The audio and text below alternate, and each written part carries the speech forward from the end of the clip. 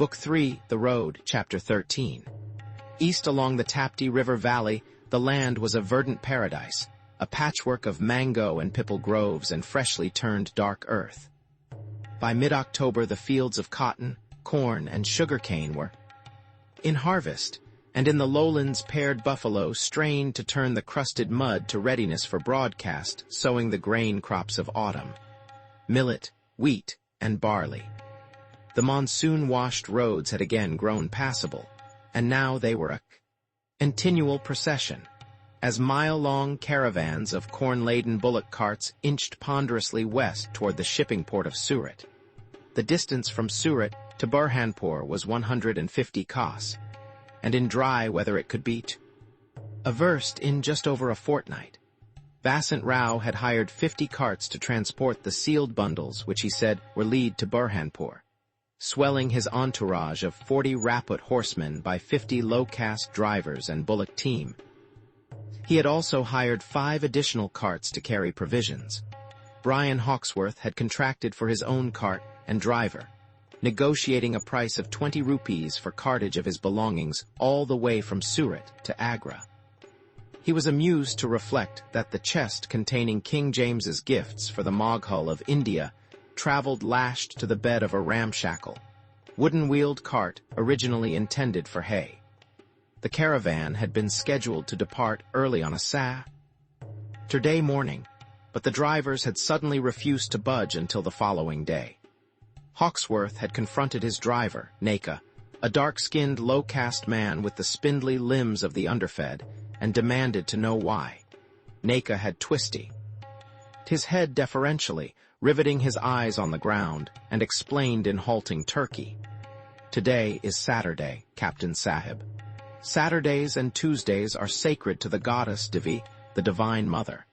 Journeys begun on those days always meet disaster, bandits, tigers, washed-out roads. A Musalman once made my cousin bring a cart of indigo to Surat from a village down the river on a Tuesday, and a bridge broke under his load. Both of his bullocks were drowned. It was me. At afternoon on Sunday, when the caravan finally pulled out from the water tank at Surat's Abidjan gate.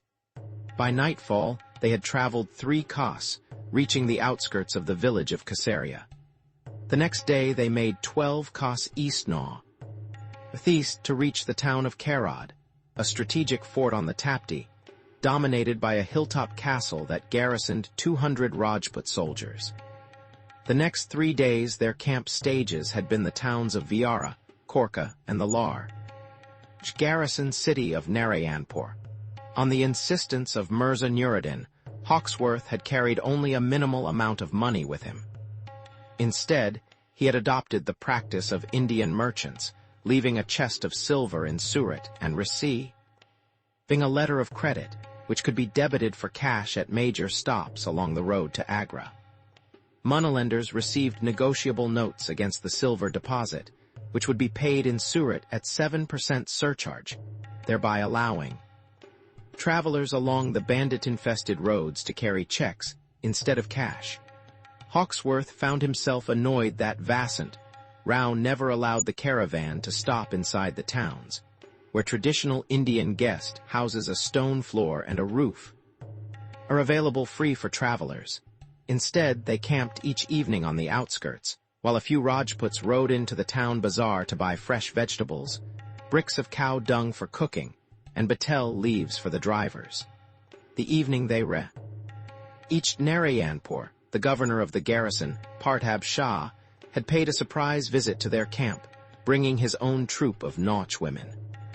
While the women entertained the Rajputs with an evening of dance and low-priced intimacy, Partab Shah whispered warnings to Hawksworth that the road farther east was no longer safe now, that civil rule in the Deccan was teetering.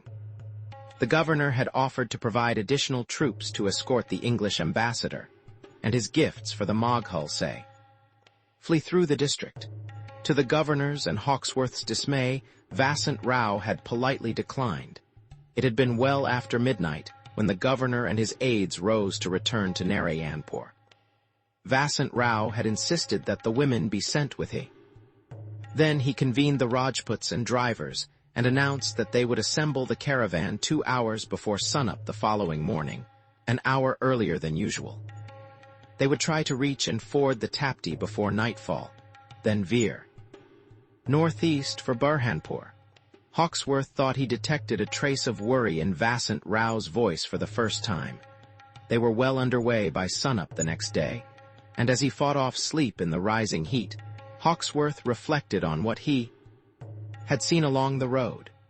It was clear the larger towns were collection depots for the Surat region, centers where grain, cotton, indigo, and hemp were assembled for delivery to the port.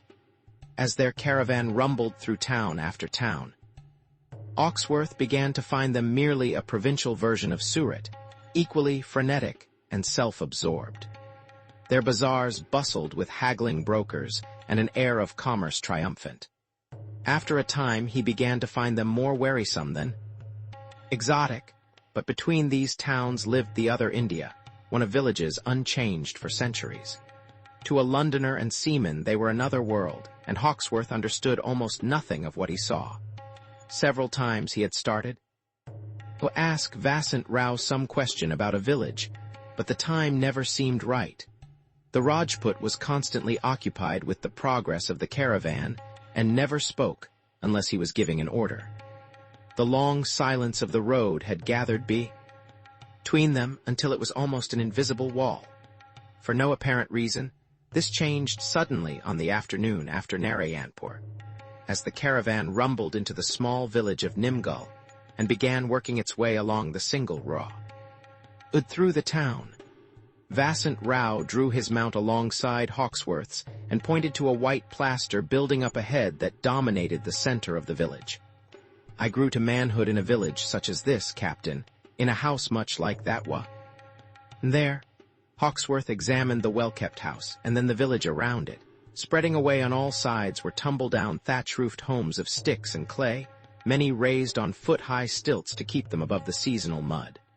Gaunt, naked children swarmed about the few remaining trees, their voices piping shrilly at play, while elderly men lounged on the porches smoking hookahs. Most of the able-bodied men seemed to be in the fields, leaving their women unsmiling labourers in drab body-length wraps, a large marriage ring dangling from one nostril to toil in the midday sun combing seeds from large stacks of cotton, shelling piles of small-eared corn, and boiling a dense brown liquid in wide iron pans. Vasant Rao drew up his horse in front of the pans and spoke rapidly with one of the sad-eyed women. There was a tinkle of her heavy silver bracelets as she bowed to him, then turned to ask a turbaned overseer to offer them 2 clay cups of the liquid. Vasant Rao threw the man a small coin, a copper piece, and passed one of the cups to Hawksworth. It was viscous and sweeter than anything he had ever tasted. Vasant Rao savored a mouthful, then discarded the cup into the ode. They're boiling cane juice to make gur, those brown blocks of sugar you see in the bazaars for the Brahmin landholders to sell. She's a kammer, a low caste, and she works from sunup to dusk for a day's supply of chapatis, fried wheat cakes for her household. Wages haven't risen in the villages since I was a boy. Why did she ask the overseer to bring you the cup? Because I'm a Rajput. Vasant Rao seemed startled by the question. I would pollute my caste if I took a cup from the hand of a kammer. If a Rajput or a Brahmin eats food that's been handled by a member of the low castes, he may be obligated to undergo ritual purification. If you are born to a high caste, Captain, you must honor its obligations. Hawksworth studied him, wondering why he had finally decided to talk. Security had been unaccountably tight for a shipment of lead. Vasant Rao had insisted that all carts be kept within the perimeter of the camp. Inside the circle of guards, no one, neither drivers nor guards, had been allowed to touch the contents of the carts, sealed packages individually wrapped and lashed in bricks. Did you grow up around here? Hawksworth tried to widen the opening. No, of course not. He laughed sharply. Only a Feringhi would ask that. I was born in the foothills of the Himalayas, hundreds of kos north of Agra, in a Rajput village. The villages in the Surat district are ruled by Brahmins. Are Rajput villages like this? All villages are more or less the same, Captain. How could it be otherwise? They're all Hindu. This is the real India, my friend. Muslims and Moghuls and now Christians come and go. This stays the same. These villages will endure long after the marble cities of the Moghuls are dust. That's why I feel peace here, knowing this cannot be destroyed, no matter who rules in Agra. Hawksworth looked about the village. It seemed to be ruled by a cattle. They roamed freely, arrogantly, secure in the centuries-old instinct that they were sacred and inviolable. Naked children had begun to swarm after the carts, and a few young women paused to cast discreet glances at the handsome Rajput horsemen, but the main work pressed monotonously forward. It was a place untouched by the world beyond its horizons. You said this was a Brahmin village. Are all the men here priests? Of course not. Vasant Rao grunted a laugh and gestured toward the fields beyond. Who would do the work? There must be the other castes, or the Brahmins would starve. Brahmins and Rajputs are forbidden by the laws of caste from working the land. I meant this village is ruled by Brahmins, though I'd guess no more than one family in 10 is high caste. The brick and plaster homes there in the center of the village probably belong to Brahmins. The villages of India, Captain Hawksworth, not ruled by the Moghuls, they are ruled by the high castes. Here, the Brahmins, in other villages, the Rajputs. These, together with some merchants called Banias, make up the high caste Hindus, the wearers of the sacred thread of the twice-born, the real owners and rules of India. All the other castes exist to serve them. I thought there were only 4 castes. Hawksworth remembered that Mukarab Khan had once described the caste system of the Hindus with obvious Muslim disgust. There are 4 castes, he had explained, each striving to exploit those below. The greatest exploiters called themselves Brahmin, probably Aryan invaders who had arrived thousands of years past, and now proclaimed themselves preservers of tradition. That tradition, which they invented, was mainly subjugation of all the others. Next came the Kshatriya, the warrior caste, which had been claimed by Rajput tribes who also had invaded India, probably well after the Brahmins. The third caste, also high, was called Vaisya and was supposed to be made up of society's producers of foods and goods. Now it was the caste claimed by rich, grasping Hindu merchants. Below all these were the Sudra, who were in effect the servants and laborers for the powerful high castes. But even the Sudra had someone to exploit, for beneath them were the untouchables, those unfortunates in whose veins probably ran the blood of the original inhabitants of India. The untouchables had no caste. The part that annoyed Mukarab Khan the most was that high caste Hindus regarded all Muslims as part of the mass of untouchables. The 4 main castes are those prescribed in the order of the Varna, the ancient Aryan scriptures. But the world of the village has little to do with the Varna. Today, there are many castes. Vasant Rao continued, reflecting to himself how he loathed most Brahmins, who took every opportunity to claim caste superiority over Rajputs. For example, the Brahmins here probably have 2 subcastes, one for the priests, who think up ceremonies as an excuse to collect money, and the other for the landowners, most of whom are also moneylenders. There, he pointed, that man is a Brahmin. Hawksworth saw a shirtless man standing by one of the white plaster homes. He wore a dingy loincloth beneath his enormous belly, and as Hawksworth examined him, he noticed a strand of thread that circled around his neck and under his left arm. Why is he wearing a cord around his shoulder? That's the sacred thread of the high castes. I wear one myself. Vasant Rao opened his shirt to reveal a strand of 3 colored threads woven together. It's consecrated and given to boys around age 10 at a very important ceremony. Before the thread ceremony, a boy has no caste. An orthodox Brahmin won't even eat with his son until after the boy's thread ceremony. Hawksworth examined the thread. It was the first time he'd noticed it. What about the men who don't wear a thread? They're the middle castes, the ones who do the work in a village. Carpenters, potters, weavers, barbers. They serve the high castes and each other. The barber shaves the potter makes his vessels. The Brahmins here probably won't sell them any land, so they'll always be poor.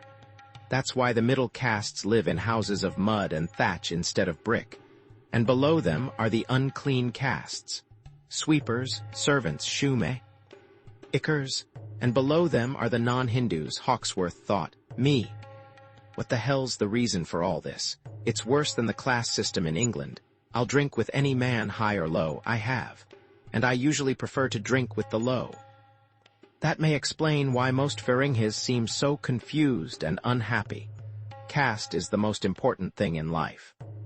Vasant Rao glanced over his shoulder at the receding village.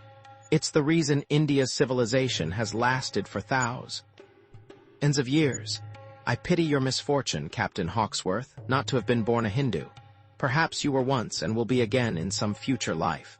I think you'll someday be reborn a Kshatriya, a member of the warrior caste. Then you know who you are, what you must do. Unlike the Moghuls and the other Muslims who have no caste and never know their purpose in life, a Rajput always knows. As they rode on through the countryside, Hawkesworth tried to understand the purpose of castes. Its absurdity annoyed him. Mukarrab Khan was right for once. It's just a class system devised by the highborn to keep the others in submission. But why do they all seem to believe in it? Why don't the so-called lower caste just tell the others to go to hell? As they neared the next village, he decided to try to guess who was in which caste. But the central road in the village was deserted.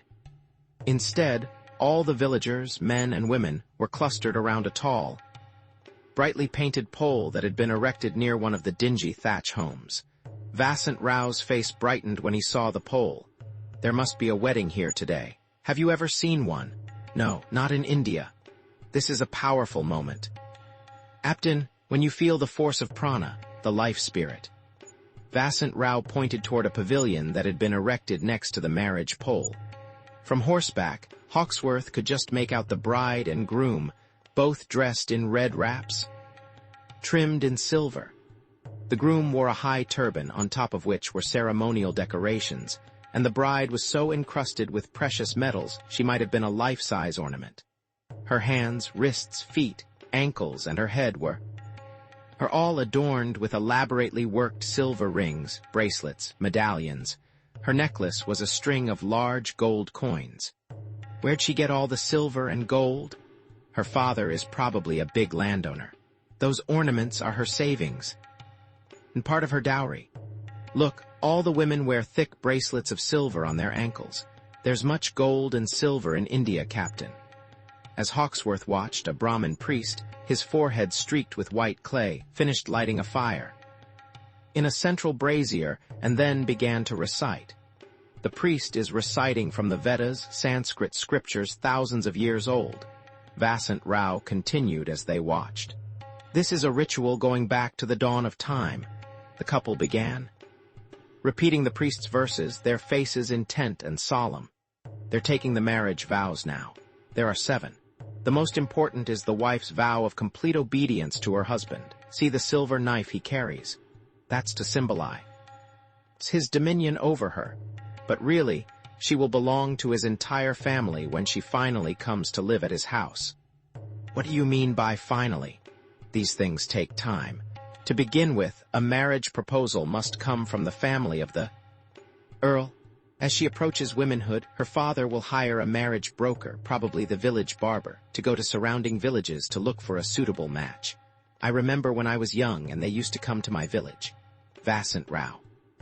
His face assumed a faraway expression. I didn't want to marry and I dreaded seeing them, but unfortunately I was a good catch.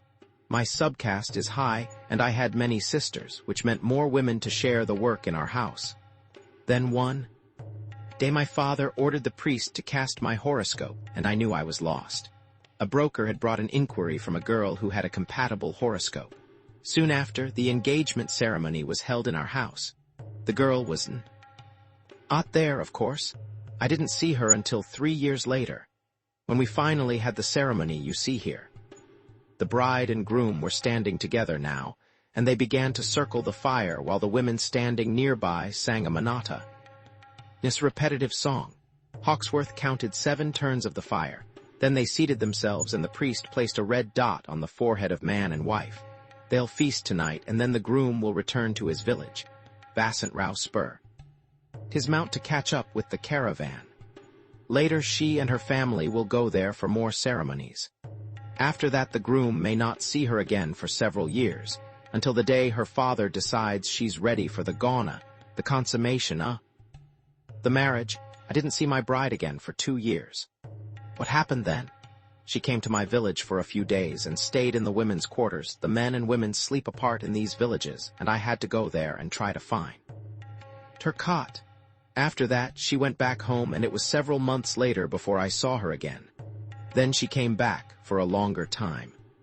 Finally, she moved to my village, but by then I was 19, and soon after I left on a campaign. She stayed with my younger brother while I was gone, and when I returned, she was with child. Who can say whether it was mine or his? But none of it matters, for she died in childbirth. He spurred his horse past the line of carts. Let's try to make the river before sundown. Hawksworth couldn't believe what he had heard, and he whipped his mount to catch up. Your brother kept your wife while you were away? Of course. I don't know how it is here, but in the part of India where I was born, brothers normally share each other's wives. I used to go to my older brother's house when he was gone and visit his wife. She expected it and would have been upset if I hadn't come to her. Vasant Rao was puzzled by Hawks' surprise. Don't brothers share one another's wives in England? Well, not usually. I mean, no, hell no. It's damned close to incest. The truth is a husband would have grounds to call out a man he caught with his wife. And especially a brother. Call him out, Captain. What does that mean? A duel with swords or maybe pistols? Vasant Rao was incredulous. What if a man goes away on a campaign? His wife will grow frustrated. Hindus believe a woman has 7 times the sexual energy of a man. She would start meeting other men in the village if a man didn't have a brother to keep her satisfied. In the village where I grew up, if a man and woman met together by chance in the forest, and they had same caste, we all assumed they would make the most of the opportunity. So it's better for the honor of the family if your brothers care for your wife. It's an important duty for brothers. And besides, as long as a woman attends to her own husband's needs, what does it matter if his brother enjoys her also? Hawksworth found himself astonished. How does I mean? What about this brother's own wife? What does she think about all this? If her husband wants to visit his brother. Wives, what should she care? It's normal. She'll also find ways to meet her husband's brothers for the same purpose. Women married to brothers often try to send each other away on errands in order to enjoy the other's husband. So wives have no reason to complain. In fact, if a woman returns to her own village for a visit, she will probably seek out some of the men she knew when she was young and enjoy them, since her husband is not around and no one in her own village would tell him. Hindus in the villages don't lock away their women the way the Muslims do, Captain Hawksworth. Because they're free to enjoy whoever they wish, they aren't frustrated and unhappy the way Muslim women are. Surely you're England and is an advanced country where women have the same freedom. Hawksworth puzzled for a minute before trying to answer. The truth is there's a big difference between what's said and what's done. With chastity praised from the pulpits and whores the length of London, and highborn ladies thronging the playhouses, ready to cuckold their husbands with any cavalier who'll give them a look. How can I explain it? Guess you'd say upper-class women have the most freedom to take lovers, usually young ints or soldiers, and no one is surprised if her husband makes full use of his serving wench. Are these soldiers and serving women from a lower caste? Well, we don't exactly have. Hawksworth paused for a moment. Actually, you could say they're a lower caste in a way. Vasant reined in his mount and inspected Hawksworth for a moment in disgust. Please excuse me if I say yours must be a very immoral country, Captain. Such a thing would never happen in India. No Rajput would touch the body of a low caste. It would be pollution. You don't care what your women do? All that matters is who they do it with. Hawksworth suddenly realized he found it all too absurd to believe. It sounds like another tale of the Indies, concocted to entertain credulous seamen. All right then, what about your own wife? Did she have other men besides your brothers? How would I know? Vasant Rao waved his hand, dismissing the question as insignificant. I suppose it's possible. But after she died, I decided I'd had enough of wives and women. I took a vow of chastity. There's the legend of a god named Hanumanji, who took on the flesh of a monkey and who gained insuperable strength. By retaining his semen, it made him invulnerable. Vasant Rao smiled. So far it's worked for me as well, but to protect the charm, I eat no meat and drink a glass of opium each day. The Rajput suddenly spurred his mow toward the head of the caravan. The sun had disappeared behind a heavy bank of storm clouds in the west, and the road had already begun to darken. The river was probably still another hour away, perhaps 2 hours. Hawksworth studied St. Rao's tall, commanding form, sitting erect and easy in the saddle. Sweet Jesus, he thinks he's invulnerable because he avoids women and drinks opium. Rajputs are even madder than the damned Turks, and he thinks the high castes rule by the will of God. I wonder what the low castes think. Hawksworth puzzled through the Rajput's words and half-dozed in the saddle until he realized they were finally approaching the river. Ahead, past groves of mango trees, lay a sandy expanse, leading down toward the water's edge. As they approached, Vasant Rao sent some of his horsemen to scout along the riverbank in both directions to find a shallow spot for crossing. The caravan followed the stream for half a koss, then halted on a sandy plain that sloped gradually down toward the wide stream. The water rippled slightly all the way across, signifying there were no lurking depths to swallow a cart. The sun was dying, washing a veneer of gold over the dark clouds threatening in the east. The smell of rain hinted in the evening air. Vasant Rao peered across the water's darkening surface for a time, while the drivers waited patiently for orders to begin crossing. Then he turned to the waiting Rajputs. The light is too far gone. He stroked the mane of his gray stallion and again studied the clouds building where the sun had been. It's safer to camp here and cross in the morning. He signaled the head driver and pointed the Rajputs toward a sandy expanse close to the water's edge. In moments, the drivers were urging their teams toward the spot, circling them in preparation for the night. The carts will go on the riverside, and we'll camp here. He specified areas for the Rajputs and the drivers, and then he turned to Hawksworth and pointed out a large mango tree. Your tent can go there. Hawksworth had been required by the Rajputs to keep a separate area for his campfire and cooking. Vasant Rao had explained the reasons the first evening of the journey. Food is merely an external part of the body, Captain, so naturally it must be kept from pollution. Food is transformed into blood, and the blood eventually turns to flesh, the flesh to fat, and the fat to marrow. The marrow turns to semen, the life force. Since you have no caste, a Rajput would become polluted if he allowed you to touch his food, or even the pots in which he cooked. Hawksworth's driver, being caste, had no objection to cooking and eating with the English ambassador. Their diet on the trip had been simple. The Rajputs lived mainly on game they killed as they rode, though some occasionally ate fish. A few seemed to subsist on rice, cakes and boiled lentils. That night, as an experiment, Hawksworth ordered his driver, Neka, to prepare a dinner of whatever he himself was having. Then he reclined against his saddle, poured himself a tankard of brandy, and watched the preparations. Neka struck up a fire of twigs to ignite the chips of dried cow dung used for the real cooking, and then he began to heat a curved pan containing ghee, butter that had been boiled and strained to prevent rancidity. Although the Rajputs cooked in vegetable oil, Neka had insisted from the first that a personage as important as the English Feringhi should eat only clarified butter. The smoldering chips of dung took a long time to heat, but finally, the ghee seemed ready.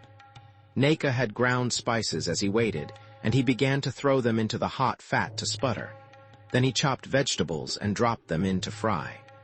In a separate pot, he was already boiling lentils, together with a yellow spice he called turmeric. As the meal neared readiness, he began to fry chapatis, thin patties of unleavened wheat flour mixed with water and ghee. Then Hawksworth watched in shock as Neka discreetly dropped a coal of burning cow dung into Oh, the pot of cooking lentils. What the hell was that? Flavoring, Captain Sahib. Neka's Turkish had been learned through procuring women for Turkish seamen, and it was heavily accented and abrupt. It's the secret of the flavor of our lentils. Is that high caste practice? I think it is the same for all. Neka examined him for a moment, twisting his head deferentially. Does the Sahib know about caste? I know it's a damnable practice. The Sahib says what the Sahib says, but caste is a very good thing. How do you figure that? Because I will be reborn a Brahmin. I went to a soothsayer who told me my next life will be marvelous. But what about this life? My present birth was due to a very grave mistake. The soothsayer explained it. He said that in my last life I was a Rajput. Once I ordered my cook to prepare a gift for some Brahmins to bake bread for them, and inside the bread I had put gold. It was an act of great merit. But the faithless cook betrayed me. He stole the gold and put stones in its place. The Brahmins were very insulted, but no one ever told me why. Because I had insulted Brahmins, I was reborn as I am, but my next life will be different. I will be rich and have many women, like a Brahmin or a Rajput. Neka's eyes gleamed in anticipation. The improvement in money I can understand. Hawksworth examined Neka's ragged dhoti. But what does it matter when it comes to women? There seems to be plenty of randy women to go around in all castes. That's true if you are a Rajput or a Brahmin. Then no woman of any caste can refuse you. But if you are a low caste, and you are caught with a high caste, woman, you'll probably be beaten to death by the Rajputs. They would say you were polluting her caste. Wait a minute. I thought Rajputs would have nothing to do with a low caste woman. Hawksworth remembered Vasant Rao's stern denial. Who told you that? Neka smiled at Hawksworth's naivete. I would guess a Rajput. They always deny it to strangers, so you won't form unfavorable ideas about the high castes. Let me tell you that it is a lie, Captain Sahib. They take our women all the time, and there is nothing we can say. But a low-caste man with a high-caste woman is another matter. But what about their ritual pollution? They're not supposed to touch the low castes. It's very simple. A Rajput can take one of our women if he chooses, and then just take a bath afterward, and he is clean again. But can't a high-caste woman do the same if she's been with a low-caste man? No, Captain Sahib, because they say her pollution is internal. She has the polluting emissions of the low-caste man within her, so there is no way she can be purified. It's the way the high castes control their women. But if you're a man, you can have any woman you please, and there's nothing anyone can say. Again, Neka's eyes brightened. It will be wonderful the day I am reborn. Caste is a wonderful thing. Hawksworth studied the half-starved, almost toothless man who stood before him barefoot, grinning happily. Well, enjoy your dreams, you poor miserable son of a bitch. I'll not be the one to tell you this life is all you get. He took a slug of brandy and returned to his dung-flavored lentils. Taken with some of the charcoal-flavored bread, they were actually better than he'd expected. Vasant Rao had already summoned the Rajputs and made assignments for the evening guard duty. Guards were to be doubled. Hawksworth remained astounded by the Rajput concept of security. A large kettledrum was set up at the head of the camp and continually beaten from dusk to dawn. A detail of Rajputs would march around the perimeter of the camp throughout the night, and on the quarter hour a shout of Kabardar, meaning take heed, would circle the camp. The first night, Hawksworth had found it impossible to sleep for the noise, but the second night and thereafter his weariness overtook him. He poured himself another brandy and watched as Neka scrubbed out the cooking pans with ashes and sand. Then the driver Raw pulled a betel leaf for Hawksworth and another for himself, and set to work erecting the tent, which was nothing more than 4 poles with a canopy. After this he unloaded Hawksworth's cot, a foot-high wooden frame strung with hemp. None of the Rajputs used cots. They preferred a thin pallet on the ground. Neka seemed to work more slowly as he started unrolling the bedding onto the hemp strings of the cot, and he began to glance nervously at the sky. Suddenly he stopped and slipped quietly to where the other drivers were encamped, seated on their haunches around a fire, passing the mouthpiece of a hookah. A long discussion followed, with much pointing at the sky. Then Neka returned and approached Hawksworth, twisting his head. In the deferential bow all Indians seem to use to superiors. He stood for a moment in hesitation, and then summoned the courage to speak. "It is not well tonight. Sahib, we have traveled this road many times." He pointed east into the dark, where new lightning played across the hovering bank of clouds. "There has been rain near Chapta, farther east where the river forks. In 2 pahars' time, 6 of your hours, the river will begin to rise here. How much will it rise? Only the gods can tell, but the river will spread beyond its banks and reach this camp. I have seen it, and it will remain impassable for 3 days. How can you be sure? I have seen it before, Sahib. The drivers all know, and they are becoming afraid. We know the treachery of this river very well, but the other bank is near high ground. If we crossed tonight, we would be safe." Again he shifted his head deferentially. "Will you please tell the Raja, to the drivers, Vasan?" Rao could only be a Raja, a hereditary prince. All important Rajputs were automatically called Rajas. "Tell him yourself." "We would rather you tell him, Captain Sahib. He is a high caste. It would not be right for us to tell a Ija what to do." Hawksworth watched for a moment as the Rajput guards began taking their place around the perimeter of the camp, and then he looked sadly at his waiting cot. Damn, crossing in the dark could be a needless risk. Why didn't the drivers say something while we still had light? God curse them and their castes. Then, with a shrug of resignation, he rose and made his way to Vasant Rao's tent. The Rajput leader had already removed his helmet, but after listening to Hawksworth, he reluctantly strapped it back on and called for his second in command. Together they examined the clouds and then walked down to the river. In the dark, no one could tell if it had begun to rise. Vasant Rao ordered 3 Rajputs to it across carrying torches to test the depth and mark out a path. The river was wide, but it still was no more than a foot or 2 deep. When the 3rd Rajput finally reached the far shore, over 100 yards away, Vasant Rao issued orders to assemble the convoy. The drivers moved quickly to harness their bullocks, which had been tethered to stakes near bundles of hay. The weary cattle tossed their heads and sniffed suspiciously at the moist air as they were whipped into harness. Meanwhile, the Rajput guards began saddling their horses. Hawksworth saddled his own mare and watched as his cot and tent were rolled and strapped into the cart alongside his chest. He stared again into the darkness that enveloped the river. Nothing could be seen except the 3 torches on the distant shore. Suddenly, he seemed to hear a warning bell in the back of his mind. We're too exposed. Half the guard will be in the river while we cross, and there'll be no way to group the carts, If we need to. He paused a moment, then retrieved his sword from the cart and buckled it on. Next, he checked the prime on the 2 matchlock pocket pistols he carried, 1 in each boot. 5 mounted Rajputs holding torches led as a convoy started across the sandy alluvium toward the river. Hawksworth's cart was the first to move, and as he drew his mare alongside, Neka threw him a grateful smile through the flickering light of the torch, strapped against one of the cart's poles. You've saved us all. Captain Sahib, when the river grows angry, nothing can appease her. The bullocks nosed warily at the water, but Neka gave them the lash and they waded in without protest. The bed was gravel, smoothed by the law. Action of the stream, and the water was still shallow, allowing the large wheels of the carts to roll easily. Hawksworth pulled his mount close to the cart and let its enormous wheels splash coolness against his horse's flank. The current grew swifter as they reached the center of the stream, but the bullocks plodded along evenly, almost as though they were on dry ground. Then the current eased again, and Hawksworth noticed that the Rajputs riding ahead had already reined in their mounts, signifying they had gained the far shore.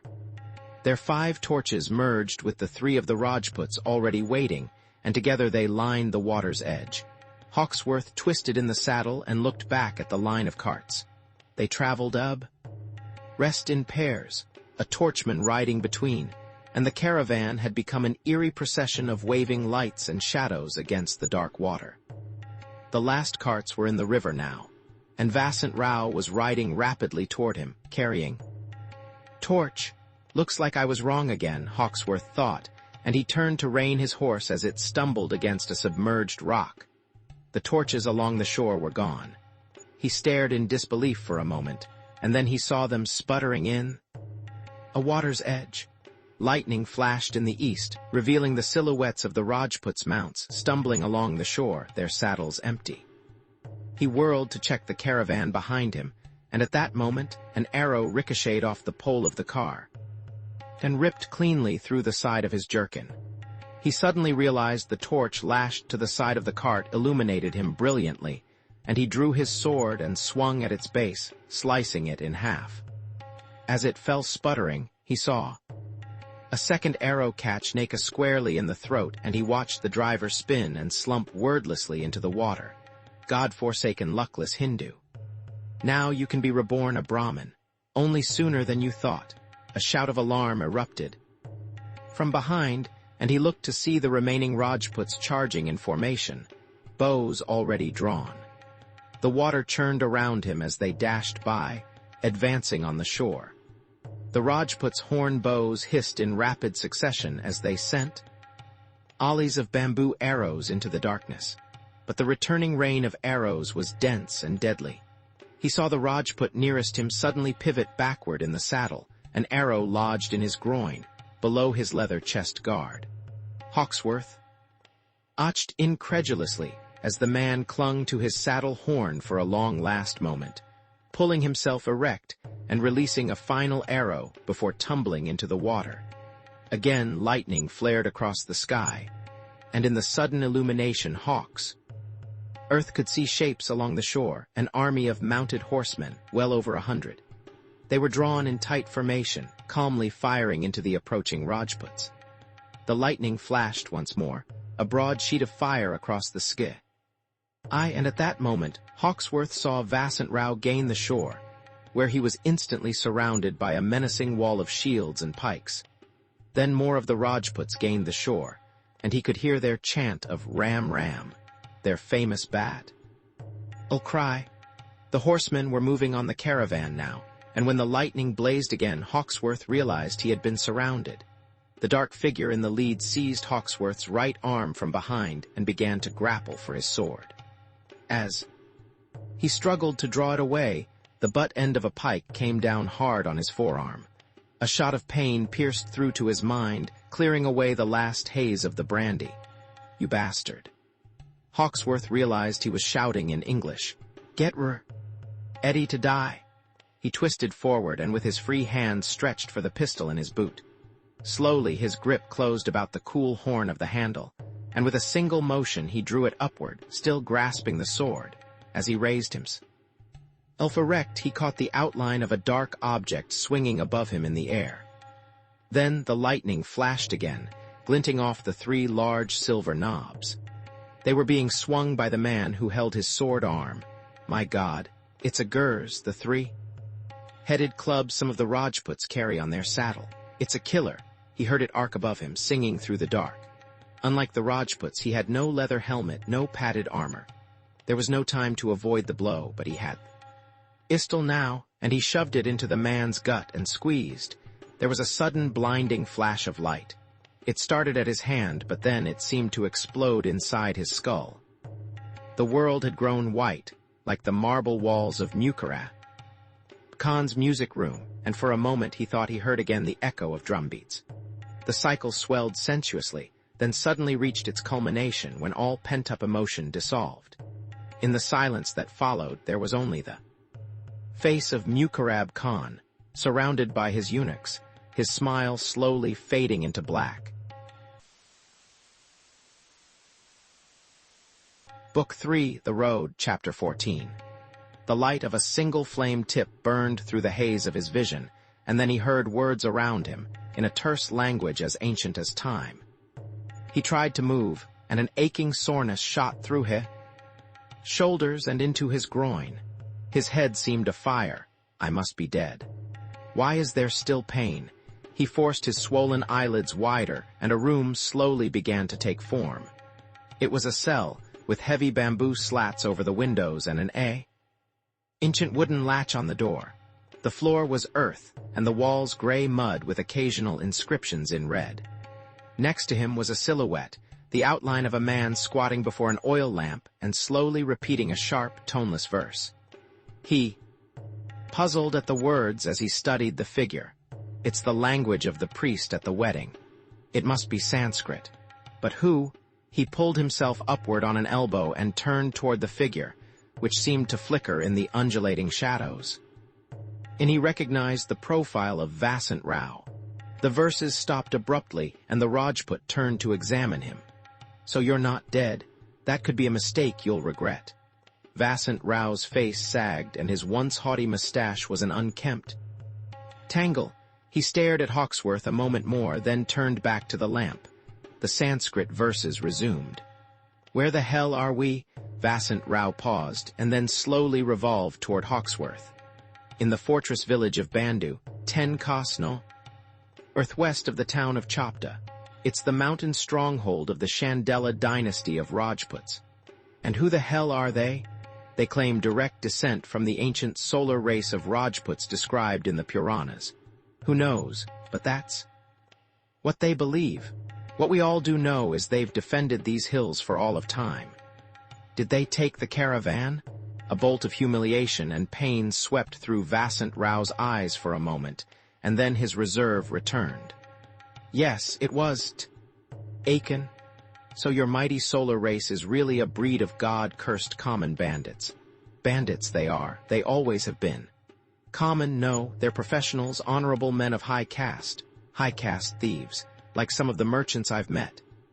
Hawksworth paused and tried to find his tongue. His mouth was like cotton. How long have we been here? This is the morning of our second day. We arrived yesterday after traveling all night. I feel like I've been keel-hauled for a week.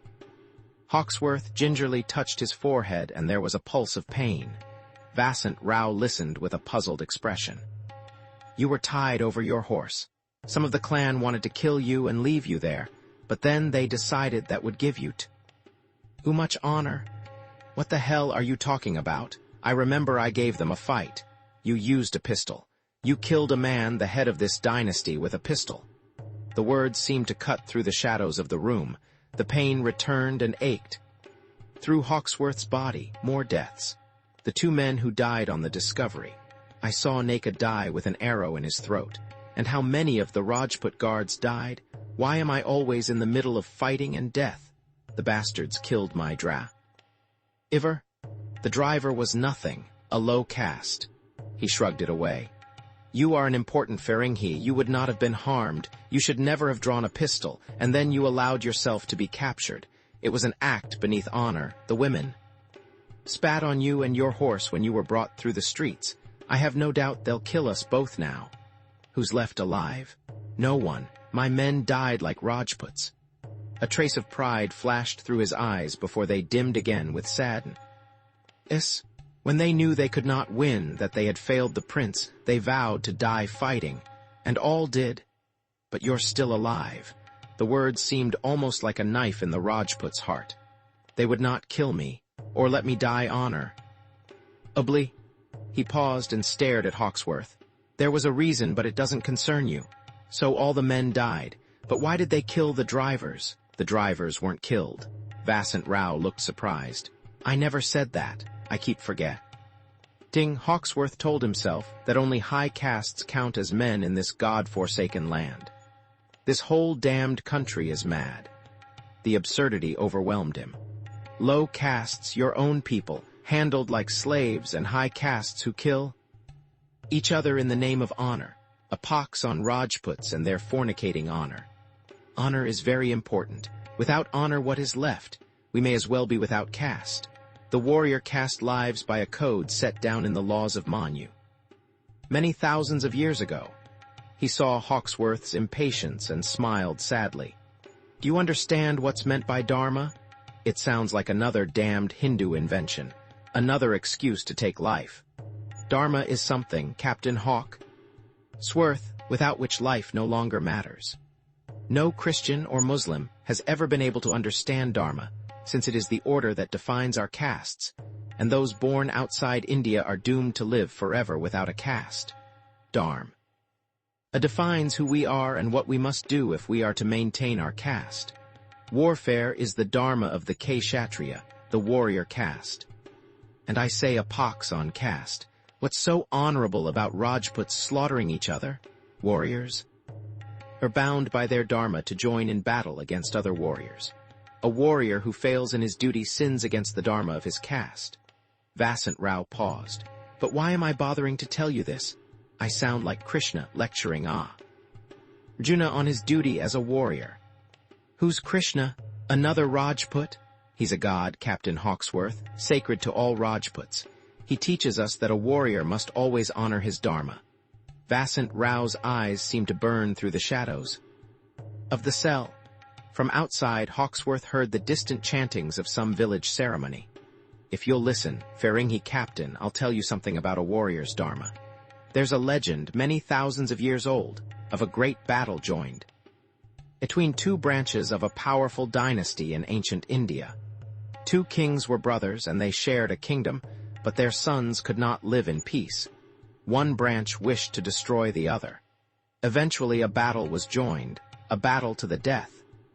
As they waited on the field for the sound of the conch shell to summon the forces, the leader of those sons who had been wronged suddenly declared that he could not bring himself to kill his own kinsman. But the god Krishna, who was charioteer for this son, reminded him he must follow his dharma, that there is no greater good for a warrior than to join battle for what is right. It's wrong only if he is attached to the fruits of battle, if he does it for gain. It's told in the Bhagavad Gita, a Sanskrit scripture sacred to all warriors. I was reciting a verse from chapter 12 when you woke. What did this god Krishna say? He declared that all who live must die, and all who die will be reborn. The spirit within us all, the Atman, cannot be destroyed. It travels through us on its journey from birth to rebirth. But it's not correct to say merely that it exists. It is existence. It is the only reality. It is present in everything because it is everything. Therefore there's no need to mourn for death. There is no death. The body is merely an appearance by which the Atman reveals itself. The body is only its guardian, but a warrior who turns away from the duty of his caste sins against his honor and his dharma. Krishna warned that this loss of honor could one day lead to the mixture of castes, and then the dharma of the universe, its necessary order, would be destroyed. It's not wrong for a Rajput to kill a worthy foe, Captain Hawksworth, it's his duty, just as it's also his duty to die a worthy death. Why all this killing in the name of honor and duty? Non-Hindus always want to know why, to understand. You always seem to believe that words somehow contain all truth. But dharma simply is, it is the air we breathe, the changeless order around us. We're part of it. Does the earth ask why the monsoons come? Does the seed ask why the sun shines each day? No, it's dharma. The dharma, the seed is to bear fruit. The dharma of the warrior caste is to do battle. Only Feringhi who live outside our dharma ask why. Truth is not something you understand. It's something you're part of. It's something you feel with your being, and when you try to catch it with words, it's gone. Can the eagle tell you how he flies, Captain Hawksworth, or why? If he could, he would no longer be an eagle. This is the great wisdom of India. We've learned it's wasted on Feringhi Captain as I fear it's now wasted on you. The talk left Hawksworth feeling strangely insecure, his mind wrestling with ideas that defied rationality. I know there are things you understand with your gut, not with your head. Then there may be hope. Or you, Captain Hawksworth. Now we will see if you can die like a Rajput. If you can, perhaps you will be reborn one of us. Then I might even learn to be a bandit. All Rajputs are not the same, Captain. There are many tribes, descended from different dynasties. Each has its own tradition and genealogy. I'm from the north, from the races descended from the moon. This tribe claims descent from the solar dynasty, which also began in the north. I think their genealogy goes back to the god Indra, who they claim brought them into being with the aid of the sun. Vasant Rao turned and continued reciting in Sanskrit. His face again became a mask. Hawksworth rubbed his head in confusion and suddenly felt a hard lump where the club had dropped. The fear began to well up in his stomach as he remembered the stony-faced riders who had surrounded him in the river. But he pushed aside thoughts of death. Dharma be damned. What did he mean, their mem? Ers of a clan descended from the Solar Dynasty? They're killers, looking for an excuse to plunder. I'm not planning to die like a Rajput just yet, or be reborn as one. Life is too sweet just as it is. I'm beginning to feel alive here. For the first time ever, Shirin is free. I've got a feeling I'll be seeing her again. Whatever happens, I don't care to die in this piss hole with empty talk about honor. Think he remembered the river again and quickly felt in his boot. Other pistol was still there. We'll find a way to get out, somehow. We may just lose a few days' time, that's all. We made good time so far. 6 days. We left on Sunday and we've been here 2 days. So today is probably... Unday, he suddenly froze. Where are the carts? At the south end of the village, where they have the chans, the cattle sheds, the drivers are there too. Is my chest there? No, it's right there, behind you. Vasant Rao pointed into the dark. I old them it belonged to the Moghul, and they brought it here. I guess the Moghul still counts for something here. Maybe they're superstitious about him. Hawksworth pulled himself up and reached behind him. The chest was there. He fingered the coup. Metal of the lock, and his mind began to clear even more. Quickly he began to search his jerkin for the key. Its pockets were empty, of course. If I was tied over a horset. Then he remembered. For safety he had transferred it to the pocket of his breeches the second day out. He felt down his leg, fighting the ache in his arm. Miraculously, the key was still there. He tried to hold his excitement as he twisted it into the lock on the chest. Once, twice, and it licked. He quickly checked the contents. Loot on top. Letter still wrapped. Clothes. Then he felt deeper and touched the metal. Slowly he drew it out, holding his breath. It was still intact. The light from the lamp glanced off the burnished brass, the Persian astrolabe from the observatory. It had been Mukarrab Khan's parting gift. He carried it to the slatted window and carefully twisted each slat until the sun began to stream through. Thank God it's late in the year, when the sun's all ready lower at midday. He took a quick reading of the sun's elevation. It had not yet reached its zenith. He made a mental note of the reading and began to wait. 5 minutes passed, they seemed hours, and he checked the elevation again. The sun was still climbing, but he knew it would soon reach its highest point. Vasant Rao continued to chant verses from the Bhagavad Gita in terse, toneless Sanskrit. He probably thinks I'm praying too. Hawksworth smiled to himself. The reading increased, then stayed the same, then began to decrease. The sun had passed its zenith, and he had the exact reading of its elevation. He mentally recorded the reading, then began to rummage in the bottom of the chest for the seaman's book he always carried with him. We left Surat on October 24th. So October 25th was Karad, the 26th was Viara, the 27th was Korka, the 28th was Narayanpur, the 29th was the river. Today has be October 31st. The book was there, its pages still musty from the moist air at sea. He reached the page he wanted and ran his finger down a column of figures until he reached the one he had read off the astrolabe. From the read, in the latitude, here is 21 degrees and 20 minutes north. Then he began to search the chest for a sheaf of papers, and finally his fingers closed around them, buried beneath his spare jerkin. He squinted in the half-light as he went through the pages. The handwriting hurried from hasty work in the observatory. Finally, he found what he wanted. He had copied it directly from the old Samarkand astronomer's calculations. The numerals were as bold as the day. He had written them. The latitude was there, and the date. With a tight smile that pained his aching face, he carefully wrapped the astrolabe and returned it to the bottom of the chest, together with the books. He snapped the lock in place just as the door of the cell swung open. He looked up to see the face of the man who had swung the club. Good Jesus, I thought he was dead, and he looks even younger. Then Hawksworth realized it had to be his son. But the heavy brow, the dark beard, and narrow eyes were all the same, almost as though his father's blood had flowed directly into his veins. He wore no helmet or breastplate now, only a simple robe, entirely white. The man spoke curtly to Vasant Rao in a language Hawksworth did not understand. He has ordered us to come with him. It's time for the ceremony. He says you must watch how the man you killed is honored." Vasant Rao rose easily and pinched out the oil lamp. In the darkened silence, Hawksworth heard the lowing of cattle as well as the distant drone of a chant. Outside, the guards were waiting. He noted they carried sheathed swords, and they too were dressed in white. In the midday sunshine, he quickly tried to survey the terrain. Jagged rock outcrops seemed to ring the village, with a gorge providing an easily protected entrance. He was right. It's a fortress, and probably impregnable. The road was wide, with rows of mud brick homes on either side, and ahead was an open air where a crowd had gathered. Facing the square at the far end was an immense house of baked brick, the largest in the fortress village, with a wide front and a high porch.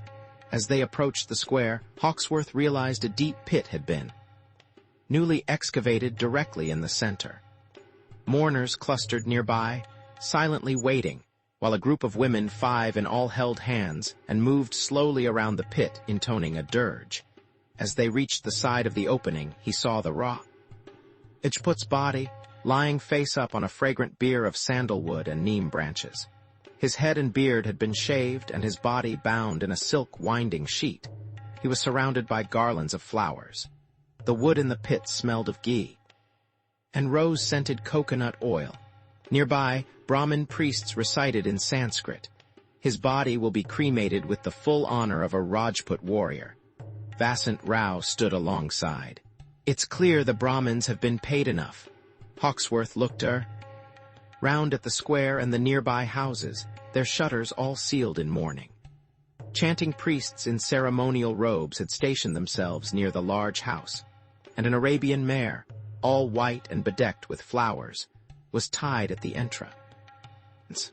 Suddenly, the tones of mournful, discordant music sounded around him. As Hawksworth watched, the heavy wooden doors of the great house opened slowly, and a woman stepped into the midday sunshine. Even from their distance, he could see that. She was resplendent in an immaculate white wrap that sparkled with gold ornaments, and her movements regal as she descended the steps and was helped onto the horse. As she rode slowly in the direction of the pit, she was supported on each side by Brahmin priests, long-haired men with stripes of white clay painted down their forehead. She is his wife. Vasant Rao had also turned to watch. Now you'll see a woman of the warrior caste follow her dharma. As the woman rode slowly by, Hawksworth sensed she was only barely conscious of her surroundings, as though she had been drugged. She circled the pit 3 times, then stopped near where Hawksworth and Vasant Rao were standing.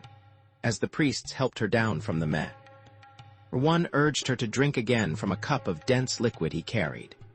Her silk robe was fragrant with scented oil, and Hawksworth saw that decorations of saffron and sandalwood had been applied to her arms and forehead. It's a curious form of mourning. She's dressed and perfumed as though for a banquet, not a funeral. And what's she drinking? From the way she moves, I'd guess it's some opium concoction. She paused at the edge of the pit and seemed to glare for an instant at the 5 women who moved around her. Then she drank again from the cup and calmly began removing her jewels, handing them to the priest, until her only ornament was a necklace of dark seeds. Next, the Brahmins sprinkled her head with water from a pot and, as a bell began to toll, started helping her into the pit. Hawksworth watched in disbelief as she knelt next to her husband's body and lovingly cradled his head against her lap. Her eyes were lifeless but serene.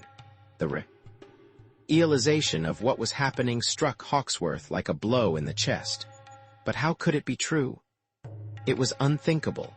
Then the man who had brought them, the son, held out his hand, and one of the Brahmins bowed and handed him a burning torch. It flared brilliantly against the dark pile of earth at the front of the pit.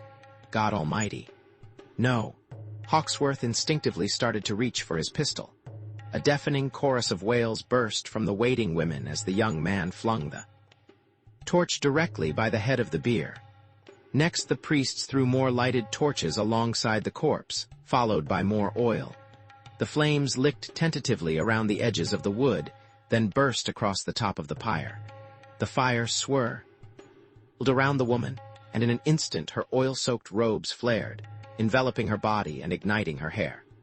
Hawksworth saw her open her mouth and say something, words he did not understand, and then the pain overcame her, and she screamed and tried frantically to move toward the edge of the pit. As she reached the edge, she saw the hovering priests, waiting with long poles to push her away, and she stumbled backward. Her last screams were drowned by the chorus of wailing women as she collapsed across the body of her husband, a human torch. Hawksworth stepped back in horror and whirled on Vasant Rao, who stood watching impassively. "This is murder. Is this more of your Rajput tradition? It is what we call sati. When a brave woman joins her husband in death. Did you hear what she said? She pronounced the words 5-2 as the life spirit left her. At the moment of death, we sometimes have the gift of prophecy. She was saying this is the 5th time. She has burned herself with the same husband, and that only 2 times more are required to release her from the cycle of birth and death, to render her a perfect being. I can't believe she burned herself willingly. Of course she did, Rod. Rajput women are noble. It was the way she honored her husband and her caste. It was her dharma." Hawksworth stared again at the pit. Priests were throwing more oil on the raging flames, which already had enveloped the 2 bodies and now licked around the edges, almost at Hawksworth's feet. The 5 women seemed crazed with grief as they held hands and moved along the edge in a delirious dance. The heat had become intense, and Hawksworth instinctively stepped back as tongues of fire icked over the edge of the pit. The mourning women appeared heedless of their own danger as they continued to circle, their light cloth robes now only inches from the flame. The air was filled with the smell of death and burning flesh. They must be mad. With grief, they'll catch their clothes. At that instant, the hem of one of the women's robes ignited. She examined the whipping flame with a wild, empty gaze, almost as though not seeing it. Then she turned on the other women, terror and confusion in her eyes. Hawksworth was already peeling off his jerkin. He'd seen enough fires on the gun deck to know the man whose clothes caught always panicked. If I can reach her in time, I can smother the robe before she's burned and maimed. Her eggs. Before he could move, the woman suddenly turned and poised herself at the edge of the roaring pit. She emitted one long, intense wail, then threw herself directly into the fire. At that moment, the robes of a second woman caught, and the 2 turned and plunged headfirst into the flames. Merciful God! What are they doing? The 3 remaining women paused for a moment. Then they clasped hands, and, as though on a private signal, plunged over the edge into the inferno, their hair and robes igniting like dry tinder in a furnace. The women all clung together as the flames enveloped them. Hawksworth tried to look again into the pit, but turned away in revulsion. What in hell is happening? Vasant Rao's eyes were flooded with disbelief. They must have been his concubines, or his other wives.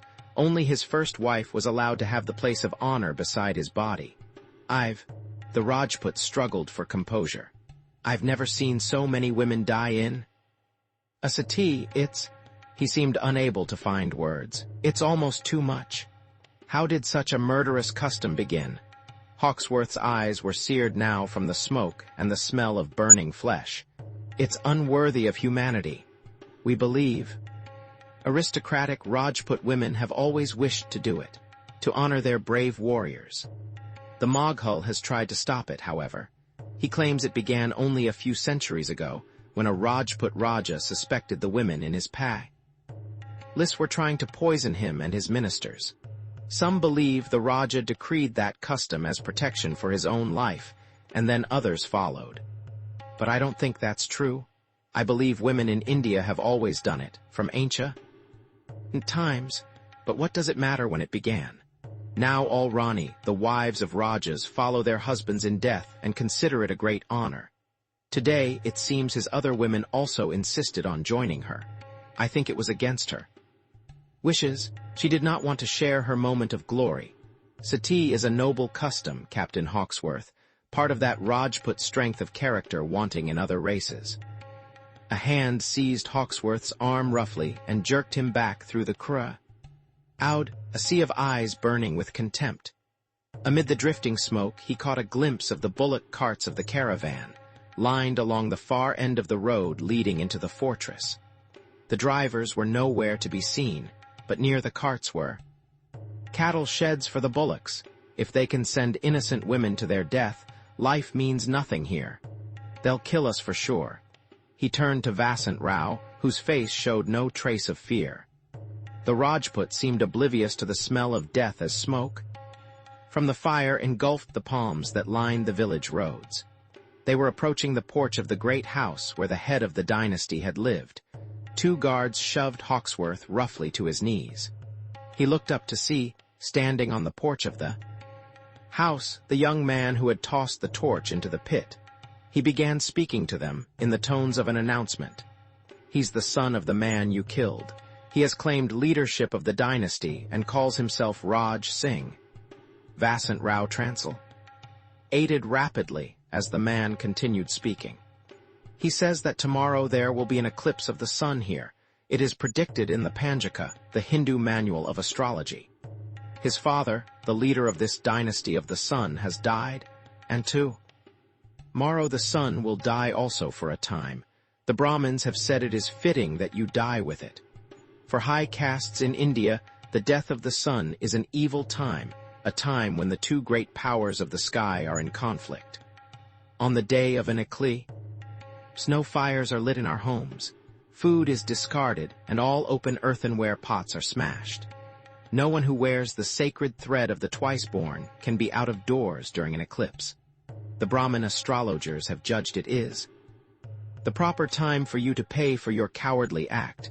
You will be left on a pike to die in the center of the square. Hawksworth drew himself up, his eyes still smarting from the smoke, and tried to fix the man's eyes.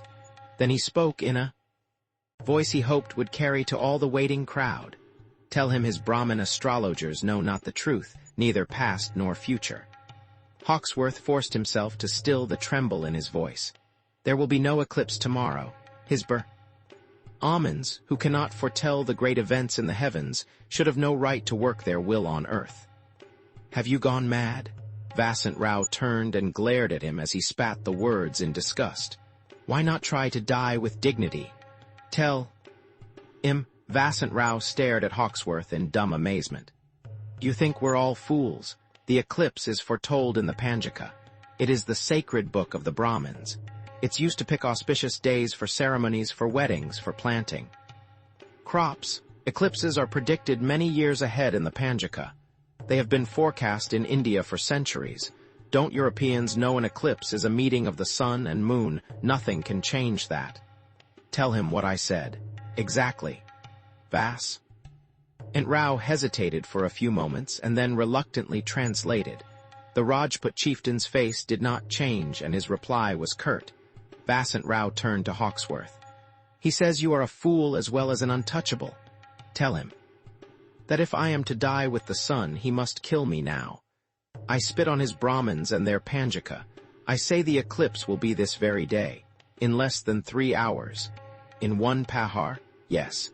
No god and certainly no man can control such things. Why tell him this invention?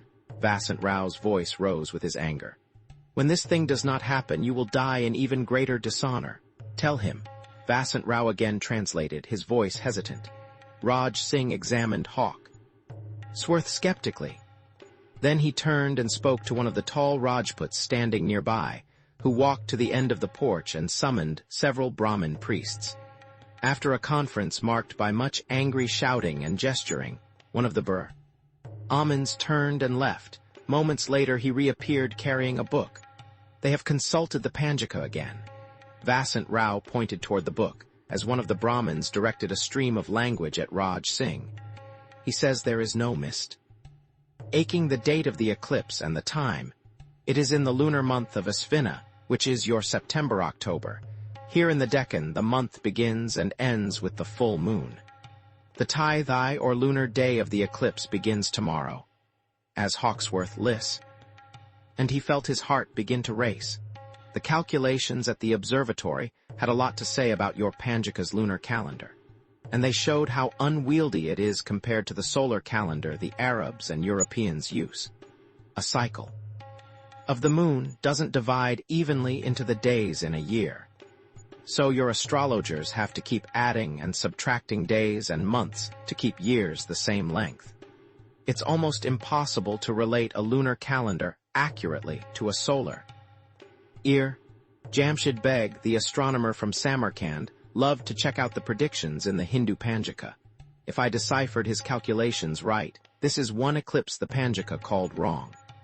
The astrologer must have miscopied his calculations, or maybe he just bungled one of the main rules of lunar bookkeeping. Solar days begin at sunrise, but lunar days are different. The moon can rise at any time of day. According to the system, the lunar day current at sunrise is supposed to be the day that's counted. But if the moon rises just after sunrise and sets before sunrise the next day, then that whole lunar day has to be dropped from the count. Today was one of those days. It should have been dropped on the lunar calendar, but it wasn't. So the prediction in the Panjika is a day off, according to Jamshid Beg's calculations, at least. God help me if he was wrong. Tell him his Panjika is false. If I'm to be killed the day of the eclipse, he must kill me now, today. Raj Singh listened with increasing disquiet as Vasant Rao translated.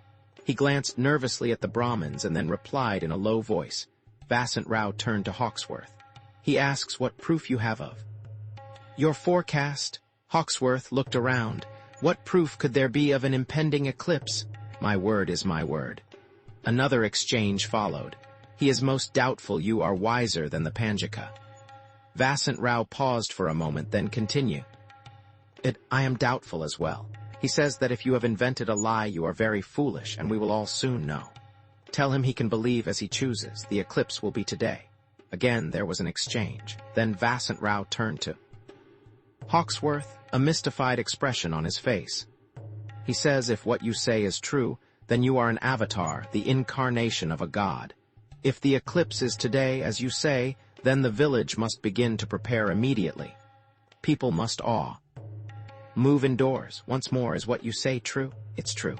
Hawksworth strained to keep his voice confident and his eyes on the Rajput chieftain as he spoke.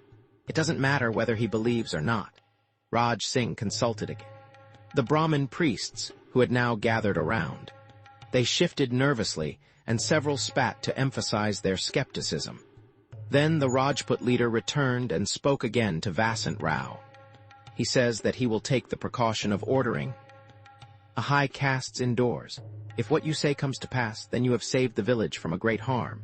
Hawksworth started to speak, but Vasant Rao silenced him with a gesture. He also says that if what you say is a lie, he will not wait until tomorrow to kill you. You will be buried alive at sunset today, up to the throat. Then you will be stoned to death by the women and children of the village. It is the death of criminal untouchables. As the smoke from the funeral pyre continued to drift through the village, the high caste men and women entered their homes and sealed their doors. Women took their babies in their laps and began their prayers. Only low castes and children too young to wear the sacred thread remained outside. Even Vasant Rao was allowed to return to the room where they had been held prisoner. Hawksworth suddenly found himself without guards, and he wandered back to the square to look once more at the pit where the funeral pyre had been. All that remained of the bodies were charred skeletons. An hour ago there was life, now there's death. The difference is the will to live and luck, the turn of chance. Was Jamshid Beg right? If not, God help me. He knelt down beside the pit, to look at death and to wait. Book 3, The Road, Chapter 15. Prince Jadar passed the signal to the waiting guards as he strode briskly down the stone-floored hallway, and they nodded imperceptibly in acknowledgement. There was no sound in the torchlit corridor, save the pad of his leather-soled riding slippers. It was the beginning of the third pahar, midday, and he had come directly from the hunt when the runner brought word that Mumtaz had entered labor. It would have been unseemly to have gone to her side, so he had spoken briefly with the Dai midwife. He had overruled the Hindu woman's suggestion that Mumtaz be made to give birth squatting by a bed, so that a broom could be pressed against her abdomen as the midwife rubbed her back. It was, he knew, the barbarous practice of unbelievers, and he cursed himself for taking on the woman in the first place. It had been a symbolic gesture for the Hindu troops, to quell concern that all the important details attending the birth would be Muslim. Jadar had insisted that Mumtaz be moved to a velvet mat on the floor of her room and carefully positioned with her head north and her feet south, in case she should die in childbirth, and he fervently prayed she would not. This was the position in which she would be buried, her face directed toward Mecca. He had ordered all cannon of the fort primed with powder to be fired in the traditional Muslim salute if a male child was the issue. Preparations also were underway for the naming ceremony. He had prayed for many days that this time a son would be named. There were 2 daughters already, and yet another would merely mean one more intriguing woman to be locked away forever, for he knew he could never allow a daughter to marry. The complications of yet another aspiring family in the palace circle were inconceivable. The scheming Persian Shiites, like the queen and her family, who had descended on Agra, would like nothing better than another opportunity to use marriage to dilute the influence of Sunni Muslims at court. Allah, this time it has to be a son. Hasn't everything possible been done? And if Akman was right that a change of residence during the term ensures a male heir, then I'll have us 12 times over from this birthing. She's been in a dozen cities and camps. I even tested the augury of the Hindus and had a household snake killed and tossed in the air by one of their Brahmin unbelievers to see how it would land. And he landed on its back, which they say augurs a boy. Also, the milk squeezed from her breasts 3 days ago was thin, which the Hindus believe foretells a son. Still, the omens have been mixed. The eclipse. Why did it come a day earlier then? The Hindu astrologers had predicted. Now I realize it was exactly 7 days before the birth. No one can recall when they failed to compute an eclipse correctly. What did it mean? That my line will die out? Or that a son will be born here who will one day overshadow me, who can know the future? What Allah wills must be, and he told himself the meeting set for the 3rd Pahar must still take place, regardless of the birth. Unless he did what he had planned, the birth would be meaningless. All the years of planning now could be forfeited in this single campaign. If I fail now, what will happen to the legacy of Akman, his great work to unify India? Will India return to warring fiefdoms, neighbor pit it against neighbor, or fall to the Shiites? The very air around me hints of treachery. With that thought, he momentarily inspected the placement of his personal crest on the thick wooden door of the fortress reception hall and pushed it wide. A phalanx of guards trailed behind him into the room, which he had claimed as his command post for the duration of his stay in Burhanpur. The immense central carpet had been freshly garlanded around the edges with flowers. The fortress, the only secure post remaining in the city, had been commandeered by Jadar and his hand-picked guard. His officers had taken accommodations in the town, and the troops had erected an enormous tent complex along the road leading into the city. From the north, their women now swarmed over the bazaar, accumulating stores for the march south. Bullock carts of fresh produce glutted the roads leading into the city, for word had reached the surrounding villages that Burhanpur was host. To the retinue of the prince and his soldiers from the north, buyers accustomed to high northern prices. The villagers also knew from long experience that a wise man would strip his fields and gardens and orchards now and sell before an army on the march simply took what it wanted. Rumors had already reached the city that the army of Malik Ambar, Abyssinian leader of the Dakhanis, was marching north toward Burhanpur with 80,000 infantry and horsemen. An advance contingent was already encamped no more than 10 kos south of the city. Jadar inspected the reception room until he was certain it was secure, with every doorway under command of his men. Then he signaled the leader of the Rajput Guard, who relayed a message to a courier waiting outside. Finally, he settled himself against an immense velvet bolster, relishing this moment of quiet to clear his mind. The Deccan, the central plains of India. Will they ever be ours? How many more campaigns must there be? he recalled with chagrin all the humiliations dealt Erengbar by the Decanis. When Erengbar took the throne at Akmon's death, he had announced he would continue his father's policy of military control of the Decan. A general named Ghulam Adil had requested and received confirmation of his existing post of Khan of Khans, the supreme commander of the Moghul armies in the south. To subdue the Deccan once and for all, Erengbar had sent an additional 12,000 cavalry south, and had given Ghulam Adil 1,000,000 rupees to refurbish his army. But in spite of these forces, the Abyssinian Malik Ambar soon had set up a rebel capital at Ahmednagar and declared himself prime minister. In disgust, Erengbar had taken the command from Ghulam Adil and given it to his own son, the second oldest, Parwaz. This dissolute prince marched south with great pomp. Once there, he set up an extravagant military headquarters, a royal court in miniature, and spent several years drinking and bragging of his inevitable victory. Ghulam Adil had watched this with growing resentment, and finally he succumbed to bribes by Malik Ambar and treated with his own army. In anger, Erengbar then appointed 2 other generals to march on the Deccan, one from the north and one from the west, hoping to trap Malik Ambar in a pincer. But the Abyssinian deftly kept them apart and badly defeated each in turn. Eventually, both were driven back to the north with heavy losses.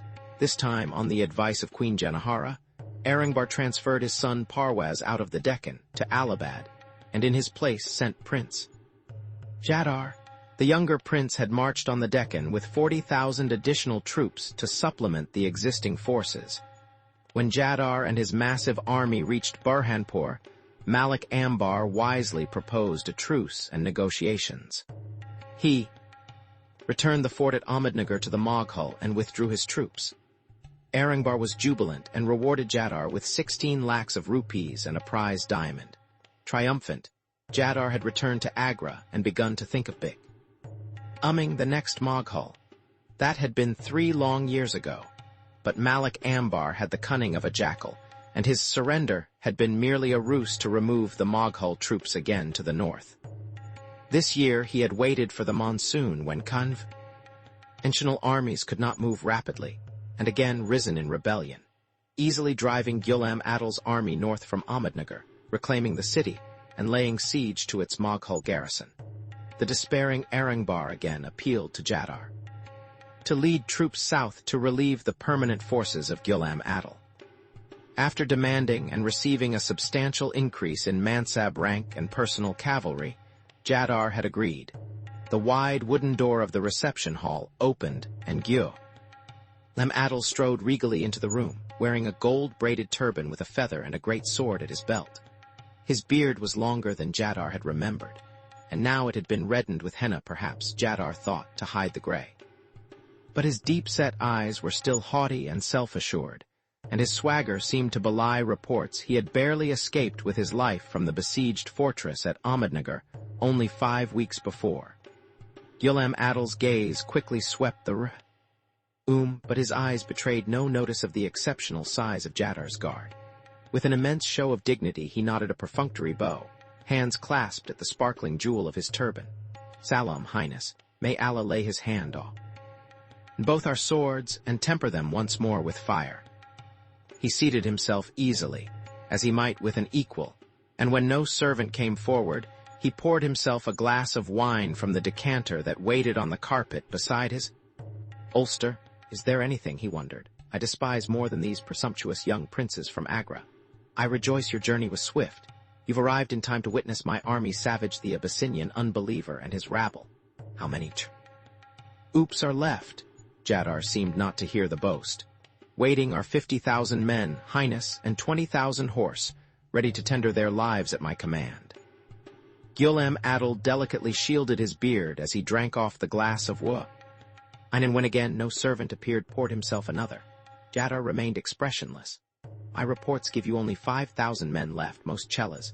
Chelas, from the Hindu slang for slave, was a reference to the mercenary troop. Taken in childhood and raised in the camp, that commanders maintained as a kernel of their forces. Unlike soldiers from the villages, They were loyal even in misfortune, because they literally had no place to return to. What troops do? You have from the Mansabdars, who have been granted stipends from their Jagier estate revenue to maintain men and horse. Those were the ones I mean, Highness. Ghulam Adil's hand trembled slightly as he again lifted the wineglass. The Mans. Abdars have assured me we have only to sound the call, and their men will muster in due time. Then pay is not in arrears for their men and cavalry. Highness, its well-known pay must always be in arrears. How else are men's loyalties to He guaranteed, a commander foolish enough to pay his troops on time will lose them at the slightest setback, since they have no reason to remain with him in adversity. Ghulam Adil eased his wineglass on the carpet and bent forward. I can see.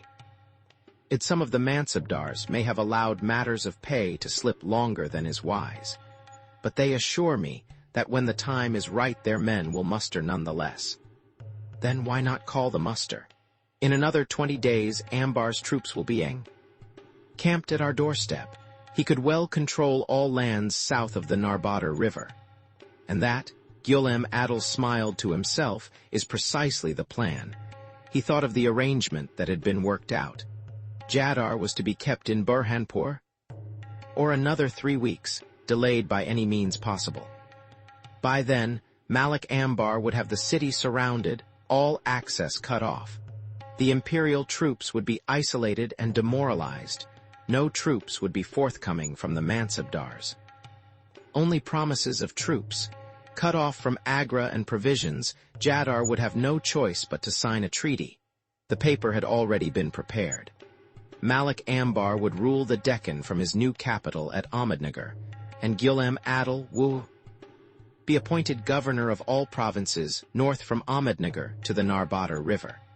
With their combined troops holding the borders, no Moghul army could ever again challenge the Deccan. Ghulam Adil knew the Mansabdars would support him. Because he had offered to cut their taxes in half, he had neglected to specify for how long. I respectfully submit the time for muster is premature, Highness. Crops are not yet in. The revenues of the Mansabdars' Jagier estates will suffer if men are called now. Ghulam Adil shifted uncomfortably. They'll have no revenues at all if they don't muster immediately. I'll confiscate the Jagier of any Mansabdar who has not mustered his men and cavalry within 7 days. Jadar watched Ghulam Adil's throat muscles tense, and he asked himself if a Jagier granted by the Moghul could be legally confiscated. Probably not. But the threat would serve to reveal loyalties and reveal them quickly. But there's no possible way to pay the men now, Highness. Ghulam Adil easily retained his poise. Hold firm and this aspiring young upstart will waver and then agree. Give him numbers. First make it sound hopeless, then show him a way and still win. There's not enough silver in all the Deccan. Let me give you some idea of the problem. Assume it would require a year's back pay to muster the troops. Not unreasonable since most of the Mansabdars are at least 2 years behind now. The usual yearly allowance for cavalry here is 300 rupees for a Muslim and 240 for a Hindu. You will certainly need to raise a minimum of 30,000 men from the Mansabdars. Assuming some oil troops might possibly muster on notes of promise, you'd still need almost 50 lakhs of rupees. An impossible sum. It's clear the Mansabdars won't have the revenues to pay their men until the fall crops are harvested. Then, I'll confiscate their Jagiers now and pay the troops myself, and deduct the sum from their next revenues. That's impossible. The money is nowhere to be found. Ghulam Adil realized with relief that Jadar was bluffing. The prince could not possibly raise the money needed. He shifted closer and smiled warmly. But listen carefully. If we wait but 2 months, everything will be changed. Then it'll be simple to squeeze the revenue from the Mansabdars, and we can pay the ourselves if we need. Until then, we can easily contain the Abyssinian and his rabble. Perhaps we could raise a few men and horse from the Mansabdars now, but frankly, I advise against it. Why trouble them yet? With the troops we have, he can keep Malik Ambar diverted for weeks, months even. Then, when the time is right, we sound the call. march south with our combined forces, and drive him into the southern jungles forever. But that call will raise no men, Gyul. Adil told himself, not a single wagon driver. It has been agreed. We'll wait a few weeks until Ambar has his supply lines extended. Then we'll begin to harass him. In no time he'll begin to fall back to Ahmednagar to wait. Or winter, and by that time we'll have our full strength. We'll march in force and crush him. I'll lead the men personally. You need never leave Burhanpur, Highness. He took another sip of wine. Though I dare say its pleasures must seem rustic, for one accustomed to the more luxurious diversions of Agra. Jadar examined the commander, and a slight, knowing smile played across his lips. Let me propose a slight alternative. He began evenly. I will lead the army this time, and you will remain here at the fortress. I called you here today to notify you that, as of this moment, you are relieved of your command and confined to the fort. Jadar watched Gyul Adil stiffen, and his sly grin freeze on his face. I will assemble the army myself and march south in 10 days. This is a weak jest, Highness. Gyul Adil tried to laugh. No one knows the Deccan the way I and my commanders know it. The terrain is treacherous. Your knowledge of the terrain, admittedly, is excellent. You and your commanders have retreated the length of the Deccan year after year. This time I will use my own generals. Abdullah Khan will command the advance guard with 3,000 horse from our own troops. Abul Hassan will take the left flank and Raja Vikramajit the right. I will personally command the center. Jadar fixed Gyul Adil squarely. You will be confined to the fort, where you'll send no ciphers to Ambar.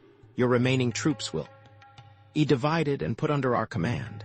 You will order it in writing today, and I will send the dispatches. For your sake I trust this is a jest, Highness. You dare not carry it out. Gyul Adil slammed his glass onto the carpet, spilling his wine. The Rajputs around Jadar stiffened but made no move. I have the full support of the Moghul himself. Your current position in Agra is already talked about here in the south. Do you think we're so far away we hear nothing? Your return this time, if you are allowed to return, will be nothing like the grand celebrations 3 years ago. If I were you, I'd be marching back now. Leave the Deccan to those who know it. You're right about Agra on one point. It is far away, and this campaign is mine, not the Moghul's. You'll never raise the troops, young prince. Only I can induce the Mansabdars to muster. I'll muster the men with full pay. You'll muster nothing, Highness. You'll be Ambar's prisoner-ins. I'd a month. I can swear it, if you are still alive. Gyul Adil bowed low, and his hand shot for his sword. By the time it touched the handle, the Rajputs were there. He was circled by drawn blades. Jadar watched impassively for a moment, and then signaled the guards to escort Gyul Adil from the audience room. I'll see you dead, he shouted over his shoulder as the men dragged him toward the door. Within the month, Jadar watched Gyul Adil's turban disappear through the torchlit opening and down the corridor. His sword remained on the carpet, where it had been removed by the Rajput guards. Jadar stared at it for a moment, admiring the silver trim along the handle, and it reminded him of the silver shipment and the Englishman. Vasant Rao blundered badly with the English captain. He should have found a way to disarm him in advance. Always disarm a Feringhi. Their instincts are too erratic. The whole scenario fell apart after he killed the headman of the dynasty. My Rajput games almost became a war, but what happened in the village? Did the Feringhi work sorcery? Why was the caravan released so suddenly? The horsemen I had massed in the valley in case of an emergency, after the eclipse began. They became just so many terrified Hindus. Then suddenly the caravan assembled and left, with Rajputs from the village riding guard, escorting them all the way back to the river. And even now Vasant Rao refuses to talk about what really happened. It seems his honor is too besmirched. He refuses even to eat with the other men, Allah the Merciful. Rajputs and their cursed honor, but I've learned what I need to know about the English Feringhi. His nerve is astonishing. How could he dare refuse to attend my morning Durbar audience in the reception room? Should I accept his claim that he's an ambassador and therefore I should come to him? Should I simply have him brought before me? No. You have a better idea, but tomorrow, after the child is born and I've sent runners to the Mansabdars. A member of Mumtaz's guard burst through the doorway, then remembered himself and salaamed deeply to the prince. Guards around Jadar already had their swords half drawn. Forgive a fool, Highness. He fell to his knees just in case. I'm ordered to report that your son is born. The die says he's perfectly formed and has the lungs of a cavalry commander. Cheers swept the room, and the air blossomed with flying turbans. Jadar motioned the terrified man closer, and he nervously knelt again, this time directly before Jadar. The die respectfully asks if it would please your highness to witness the cord-cutting ceremony. She suggests a gold knife instead of the usual silver. Jadar barely heard the words, but he did recall that tradition allowed the midwife to keep the knife. She can have her knife of gold, and you are granted 1,000 gold but the cord will be cut with a string. This ceremony must be a signal to all India, Jadar told himself, and he tried to recall exactly the traditions started by Akman for newborn Moghul princes. The birth cord of all. Akman's 3 sons was cut with a silken string, then placed in a velvet bag with writings from the Quran, and kept under the new child's pillow for 40 days. The guard salaamed once more, his face in the carpet, and then scurried toward the door, praising Allah. As Jadar rose and made his way toward the corridor, a chant of Jadar Ro Akbar, Jadar is great, rose from the cheering Rajputs. Every man knew that, with an air, the prince was at last ready to claim his birthright, and they would fight beside him for it. Mumtaz lay against a bolster, a fresh scarf tied around her head and a roller bound about her abdomen, taking a draught of strong, garlic-scented asafoetida gum as Jadar came into the room. He immediately knew she was well, for this anti-cold precaution was taken only after the placenta was expelled and the mother's well-being assured. Next to her side was a box of betel leaves, rolled especially with myrrh to purr. It's the taste of the asafoetida. My congratulations, Highness. The die salaamed awkwardly from the bedside. May it please you to know the child is blind of an eye. Jadar stared at her dumbfounded, then remembered she was a local Hindu midwife from Gujarat province, where the birth of a boy is never spoken of, lest the gods grow jealous of the parent's good fortune and loose the evil eye. Instead, boys were announced by declaring the child blind in one eye. No precautions against divine jealousy were thought necessary for a girl child, a financial liability no plausible god would covet. Dai returned to washing Mumtaz's breasts, stroking them carefully with wet blades of grass. Jadar knew this ritual was believed to ensure fortune for the child, and he did not interrupt. He merely returned Mumtaz's weak smile and strode to the silver basin resting by the bedside, where another midwife was washing his new son in a murky mixture of gram flour and water. The frightened woman dried off the child, brushed his head with perfumed oil, and placed him on a thin pillow of quilted calico for Jadar to see. He was red and wrinkled, and his dark eyes were startled, but he was a prince. Jadar touched the infant's warm hand as he examined him for imperfections. There were none. Someday, my first son, you may rule India as Moghul, if we both live that long. Is he well? Mumtaz spoke at last, her normally shrill voice now scarcely above a whisper. Are you pleased? He'll do for now. Jadar smiled as he examined her tired face. She had never seemed as beautiful as she did at this moment. He knew there was no way he could show his great love for her, but he knew she understood and returned it. Do these unbelievers know enough to follow Muslim tradition? Yes, a mullah has been summoned to sound the azan, the call to prayer, in his ear. But a male child must first be announced with artillery, so he'll never be afraid to fight. Jadar wasn't sure how much belief he put in all these Muslim traditions, but the troops expected it, and every ceremony for this prince had to be observed. As superstitions begin that he was somehow ill-fated, superstitions are impossible to bury. This one is a prince. He will be greeted with cannon. Then I'll immediately have his horoscope cast for the Hindu troops and schedule his naming ceremony for the believers. What will you name him? His first name will be Nushirvan. You can pick the others. Nushirvan was a haughty Persian king, and it's an ugly name. It's the name I've chosen. Jadar smiled wickedly, still mulling over what name he would eventually pick. Mumtaz did not argue. She had already selected the name Salaman, the handsome young man Persian legends said was once created by a wise magician. Salaman was an ideal lover. Whatever name Jadar chose, Salaman would be his second name, and the one she would call him all the coming years in the Zanana, when he would creep into her bed after Jadar had departed for his own quarters. And we'll see what name he answers to 7 years. Hence, on his circumcision day, the Dai was busy spooning a mixture of honey, ghee, and opium into the child's mouth.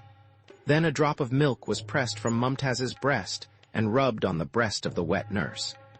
Jadar watched the ritual with approval. Now for the most important tradition, the one begun by Akman. Is the wrap ready?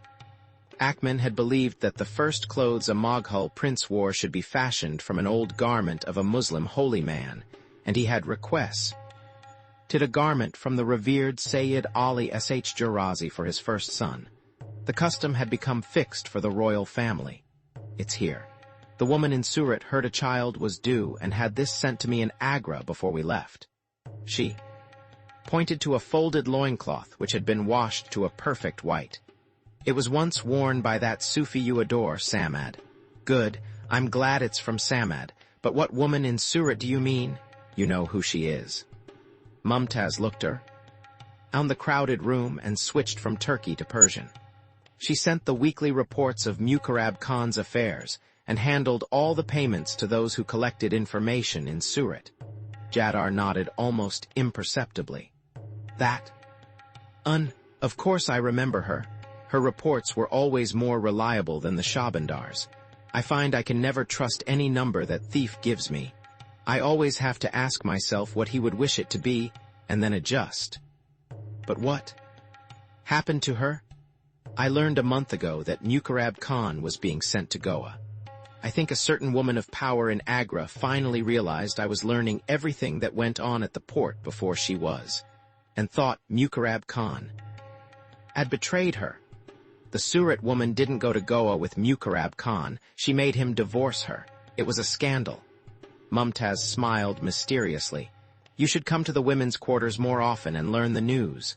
But what happened to her? There's a rumor in Surat that the Shabandar, Mirza Nuruddin, is hiding her in the women's quarters of his estate house. But actually she left for Agra the next day, by the northern road. I'm very worried what may happen to her. There. How do you know all this? It sounds like bizarre gossip. It's all true enough. She sent a pigeon to the fortress here. The message was waiting when we arrived. It's good she's out of Surat. With Mukarab Khan gone, she's no law. Any help there. But I've always wanted to thank her somehow. She's one of the best, and our only woman. I don't think anyone ever guessed what she really did. I will thank her for you. Her message was a request, something only I could arrange, a favor for a favor. And what was that? Just something between women, my love. Nothing to do with armies and wars. Mumtaz shifted on the bolster and took a perfumed pan. Allah, I'm tired. Jadar studied her face again, marveling as always how it seemed to attest to her spirit. Then rest. I hope the cannon won't disturb you. It should have been another girl, then there'd be no cannon. And no air. Jadar turned to leave, and Mumtaz eased herself back on the bowl. Stir. Then she lifted herself again and called Jadar, who is escorting the English Feringhi to Agra. Unfortunately, it's Vasant Rao, and just when I need him, but he demanded to do it personally. I'm glad. Mumtaz smiled weakly. Have him see one of my servants before they leave. Why should I bother him with that? To humor me. She paused. Is this Feringhi handsome? Why do you ask? A woman's curiosity. I haven't seen him yet. I do suspect he's quick, perhaps too quick, but I'll find out more tomorrow, and then I'll decide what I have to do. Jadar paused at the doorway, while the Dai pulled aside the curtains that had been newly hung. Sleep, and watch over my new prince. He's our first victory in the Deccan. I pray to Allah he's not our last. He turned and was gone. Minutes later, the cannon salutes began, Hawksworth began to count the stone stairs after the third twisting turn of the descending corridor, and I searched through the smoke and flickering torchlight for some order in the arched doorways that opened out on each level as they went farther and farther down. Ale object struck him across the face, and his hand plunged for his sword. Before he remembered, he had left it in his quarters on Jadar's command. Then he heard the high-pitched shriek of a bat and saw it flutter into the shadows. The torchbearers were 10 Rajputs of Jadar's personal guard, armed with the usual swords and half-pikes. None spoke as their footsteps clattered through the musty subterranean air. Hawksworth felt the dankness against the beads of sweat forming on his skin. As the old memory of a dark prison welled up, he suddenly realized. He was terrified. Why did I agree to meet him here? This is not the lower level of the fortress. This is a dungeon, but he can't detain me, not with a safe conduct pass from the Moghul. Still, he might try, if he wants to keep me out of Agra while he's away on campaign. And he may. I already smell this campaign is doomed. It was the evening of Hawksworth's third day in the Burhanpur fortress, when the convoy arrived at the village of Bahadurpur, 3 kos west of Burhanpur. They had been met by Jadar's personal guards and escorted through the city and into the walled compound of the fortress. He had been given spacious, carpeted quarters, always guarded, and had seen no one, not even Vas and Rao. Communications with Jadar had been by courier, and finally they had agreed on a neutral meeting place. Jadar had suggested a location in the palace where they would have privacy, yet be outside his official quarters. Since they would meet as officials of state, Jadar had insisted on no weapons. No visible weapons, Hawksworth told himself, glad he wore boots. The corridor narrowed slightly, then ended abruptly at a heavy wooden door. Iron braces were patterned. Over the face of the door and in its center was a small window, secured with heavy bars. Armed Rajputs stood on either side, and as Hawksworth's party approached they snapped about, hands at their swords. Then the leader of Hawksworth's guards spoke through the smoke-filled air, his voice echoing off the stone walls. Krishna plays his flute. A voice came from the sentries at the door, and longing gopis burn, again Hawksworth's guard, with a maid's desire. Immediately the sentries slid back. The ancient iron bolt that spanned the face of the door. Then came the rasping scrape of another bolt on the inside being released. When he heard the sound, Hawksworth felt a surge of fear and stared around wildly at the faces of the guards. They all stood menacingly with a regal bearing and expressionless faces. Each man had his hand loosely on his sword. The door creaked slowly inward, and Hawksworth realized it was almost a foot thick and probably weighed tons. The guards motioned him forward and stood stiffly waiting for him to move. He calculated his chances one more time, and with a shrug, walked through. The room was enormous, with a high vaulted stone ceiling and a back wall lost in its smoky reese. Rows of oil lamps trailed down the walls on either side of the door.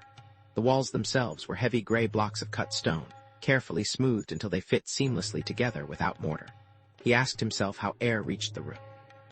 And then he traced the lamp's smoke upward, and noticed it disappeared through ornate carvings that decorated the high roof of the chamber. A heavy slam echoed off the walls, and he turned to see the door had been sealed. As his eyes adjusted to the lamplight, he searched the chamber. All he could see were long, neat rows of bundles, lining the length of the stone floor. With a shock, he realized they were the bundles from the caravan. Otherwise, the room seemed empty. At that moment, he caught it.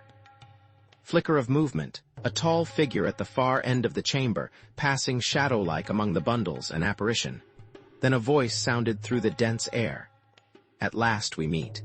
The stone walls threw back an eerie echo. Is the place to your liking? I prefer sunlight. Hawksworth felt the cool of the room envelop his skin, where I can see who I'm talking to. You are speaking to Prince Shapur Ferdowsi Jadar, third son of the Moghul. It's customary to salam, Captain Jen. Earl Hawksworth. I speak for His Majesty, King James I of England. The sons of kings normally bow before him. When I meet him, perhaps I will bow.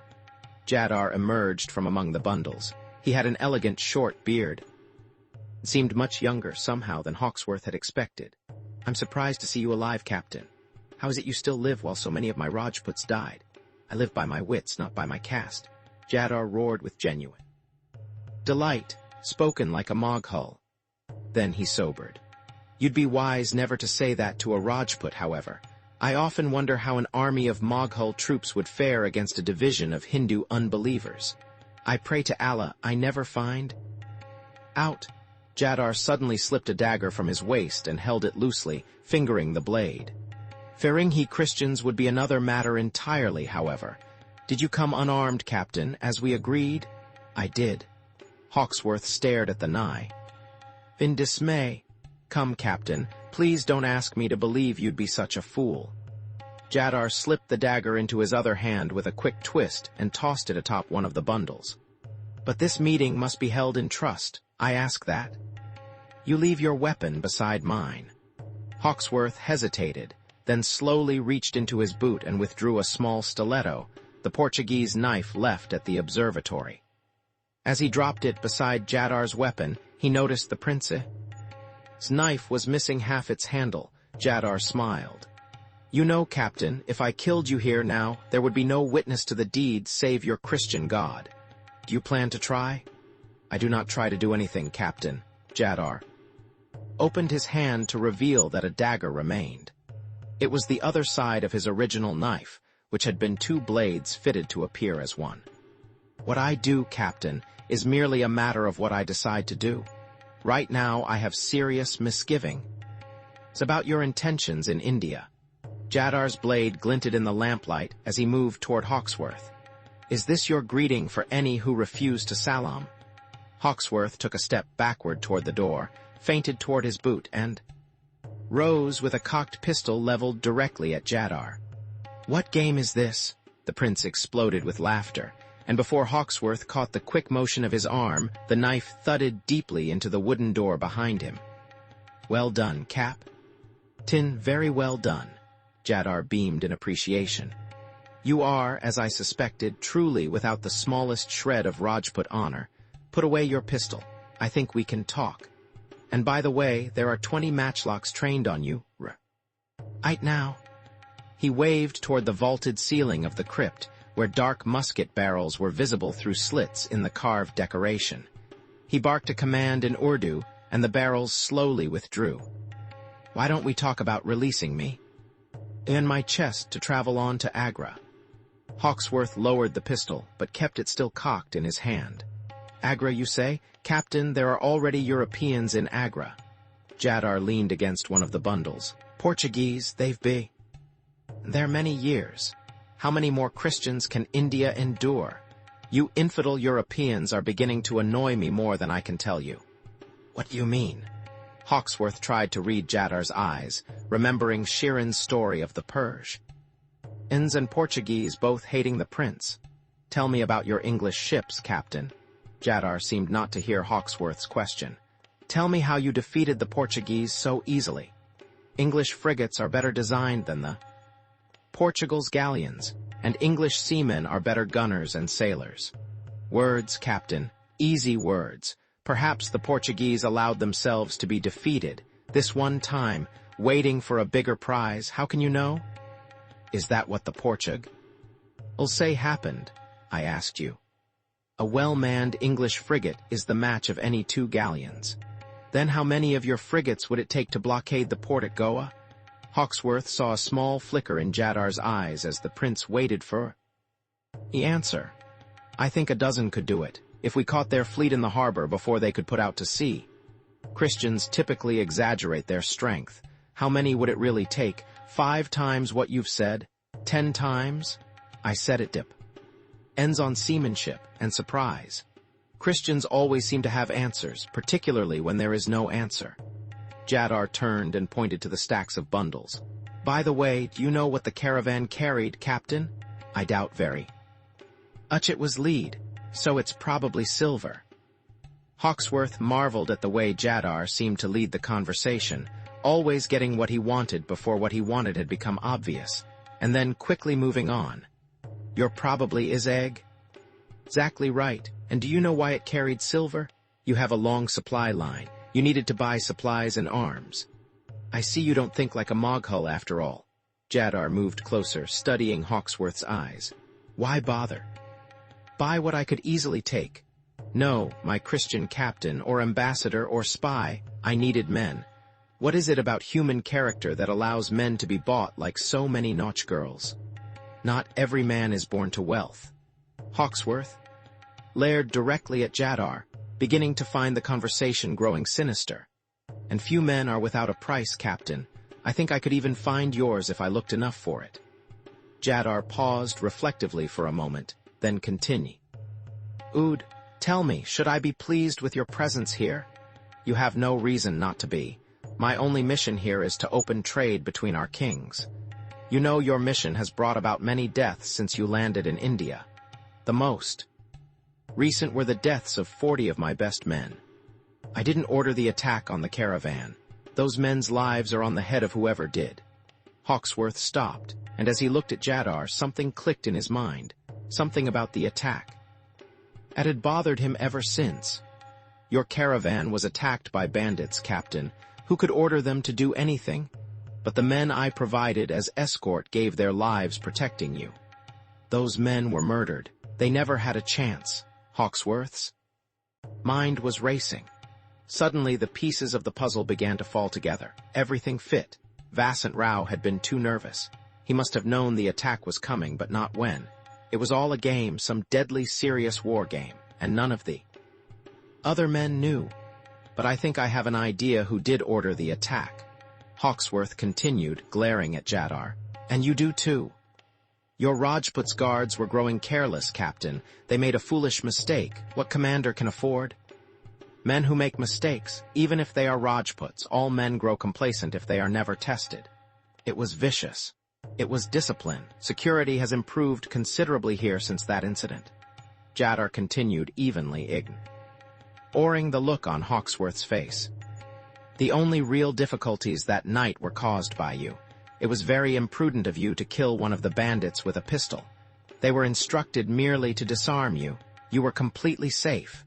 But after your rash killing, it became much more difficult for me to try to rescue you. And after the eclipse, it actually became impossible. Jadar wanted to ask Hawksworth what had really happened, but he suppressed the impulse. Still, after your first mistake, you appear to have handled yourself reasonably well. That's why we're having this talk.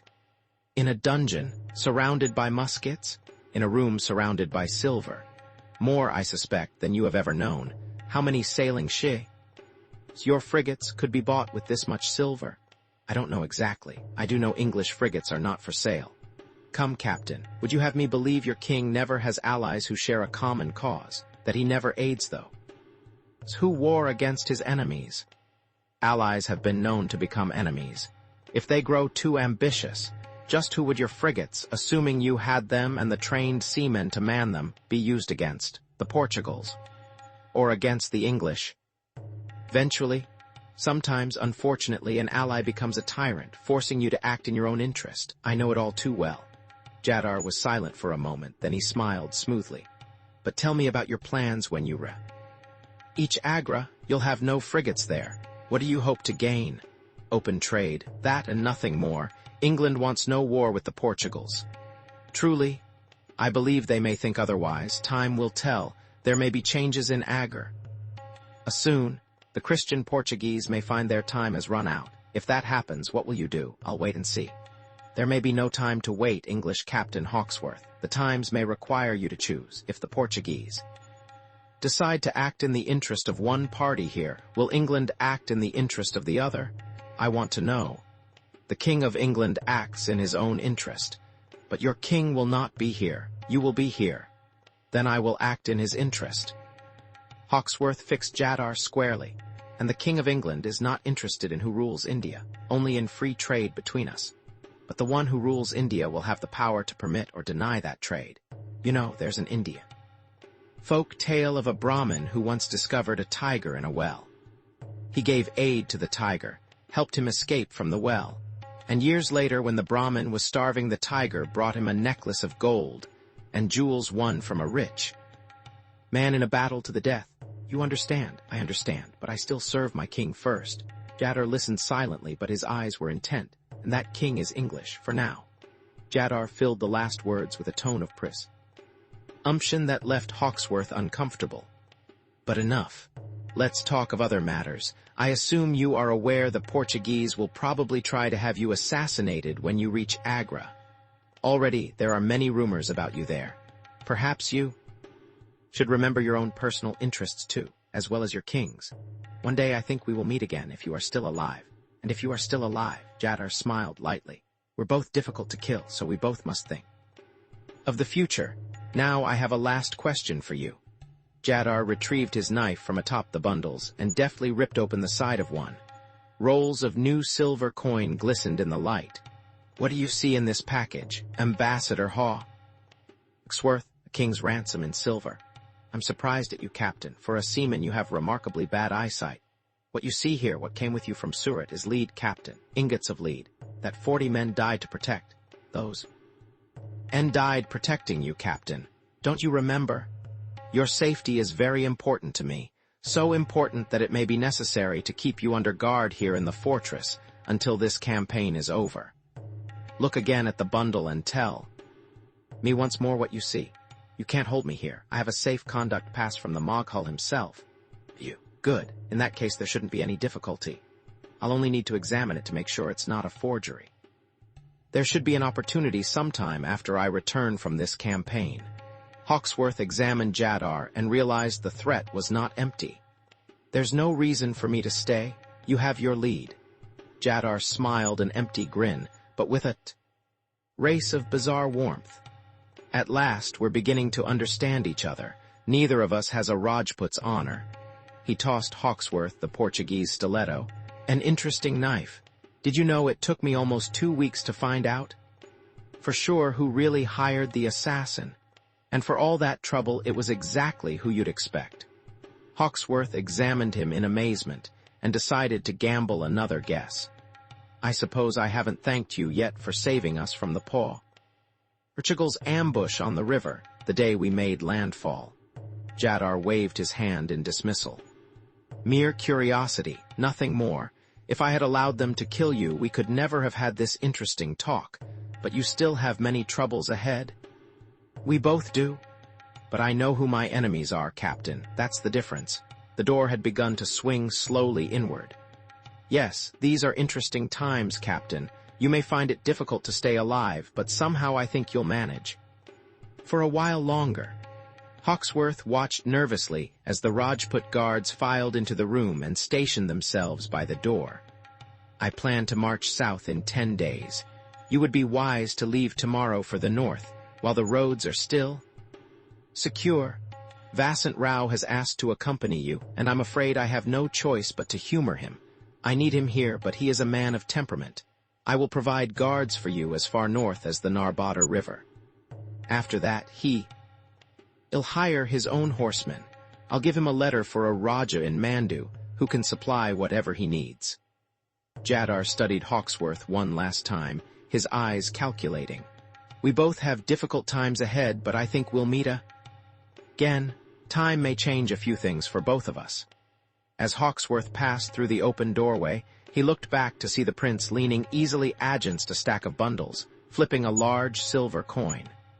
And suddenly, he wanted to leave. A fortress of Burhanpur, more than he had ever wanted anything in his life. The next morning, Vasant Rao and 40 horsemen were waiting with Hawksworth's cart. By midday, they had left Burhanpur far behind and were well on the way north. The journey north through Mandu, Ujjain, and Gwalior to Agra normally took 6 weeks, but when roads were dry, it was an easy trip. 2 days later, 5 prominent Mansabdars in the northern Deccan died painfully in separate ambushes. By bandits, their jagirs were confiscated immediately by Prince Jadar. 10 days from that time, he moved south with 80,000 men and 30,000 horse.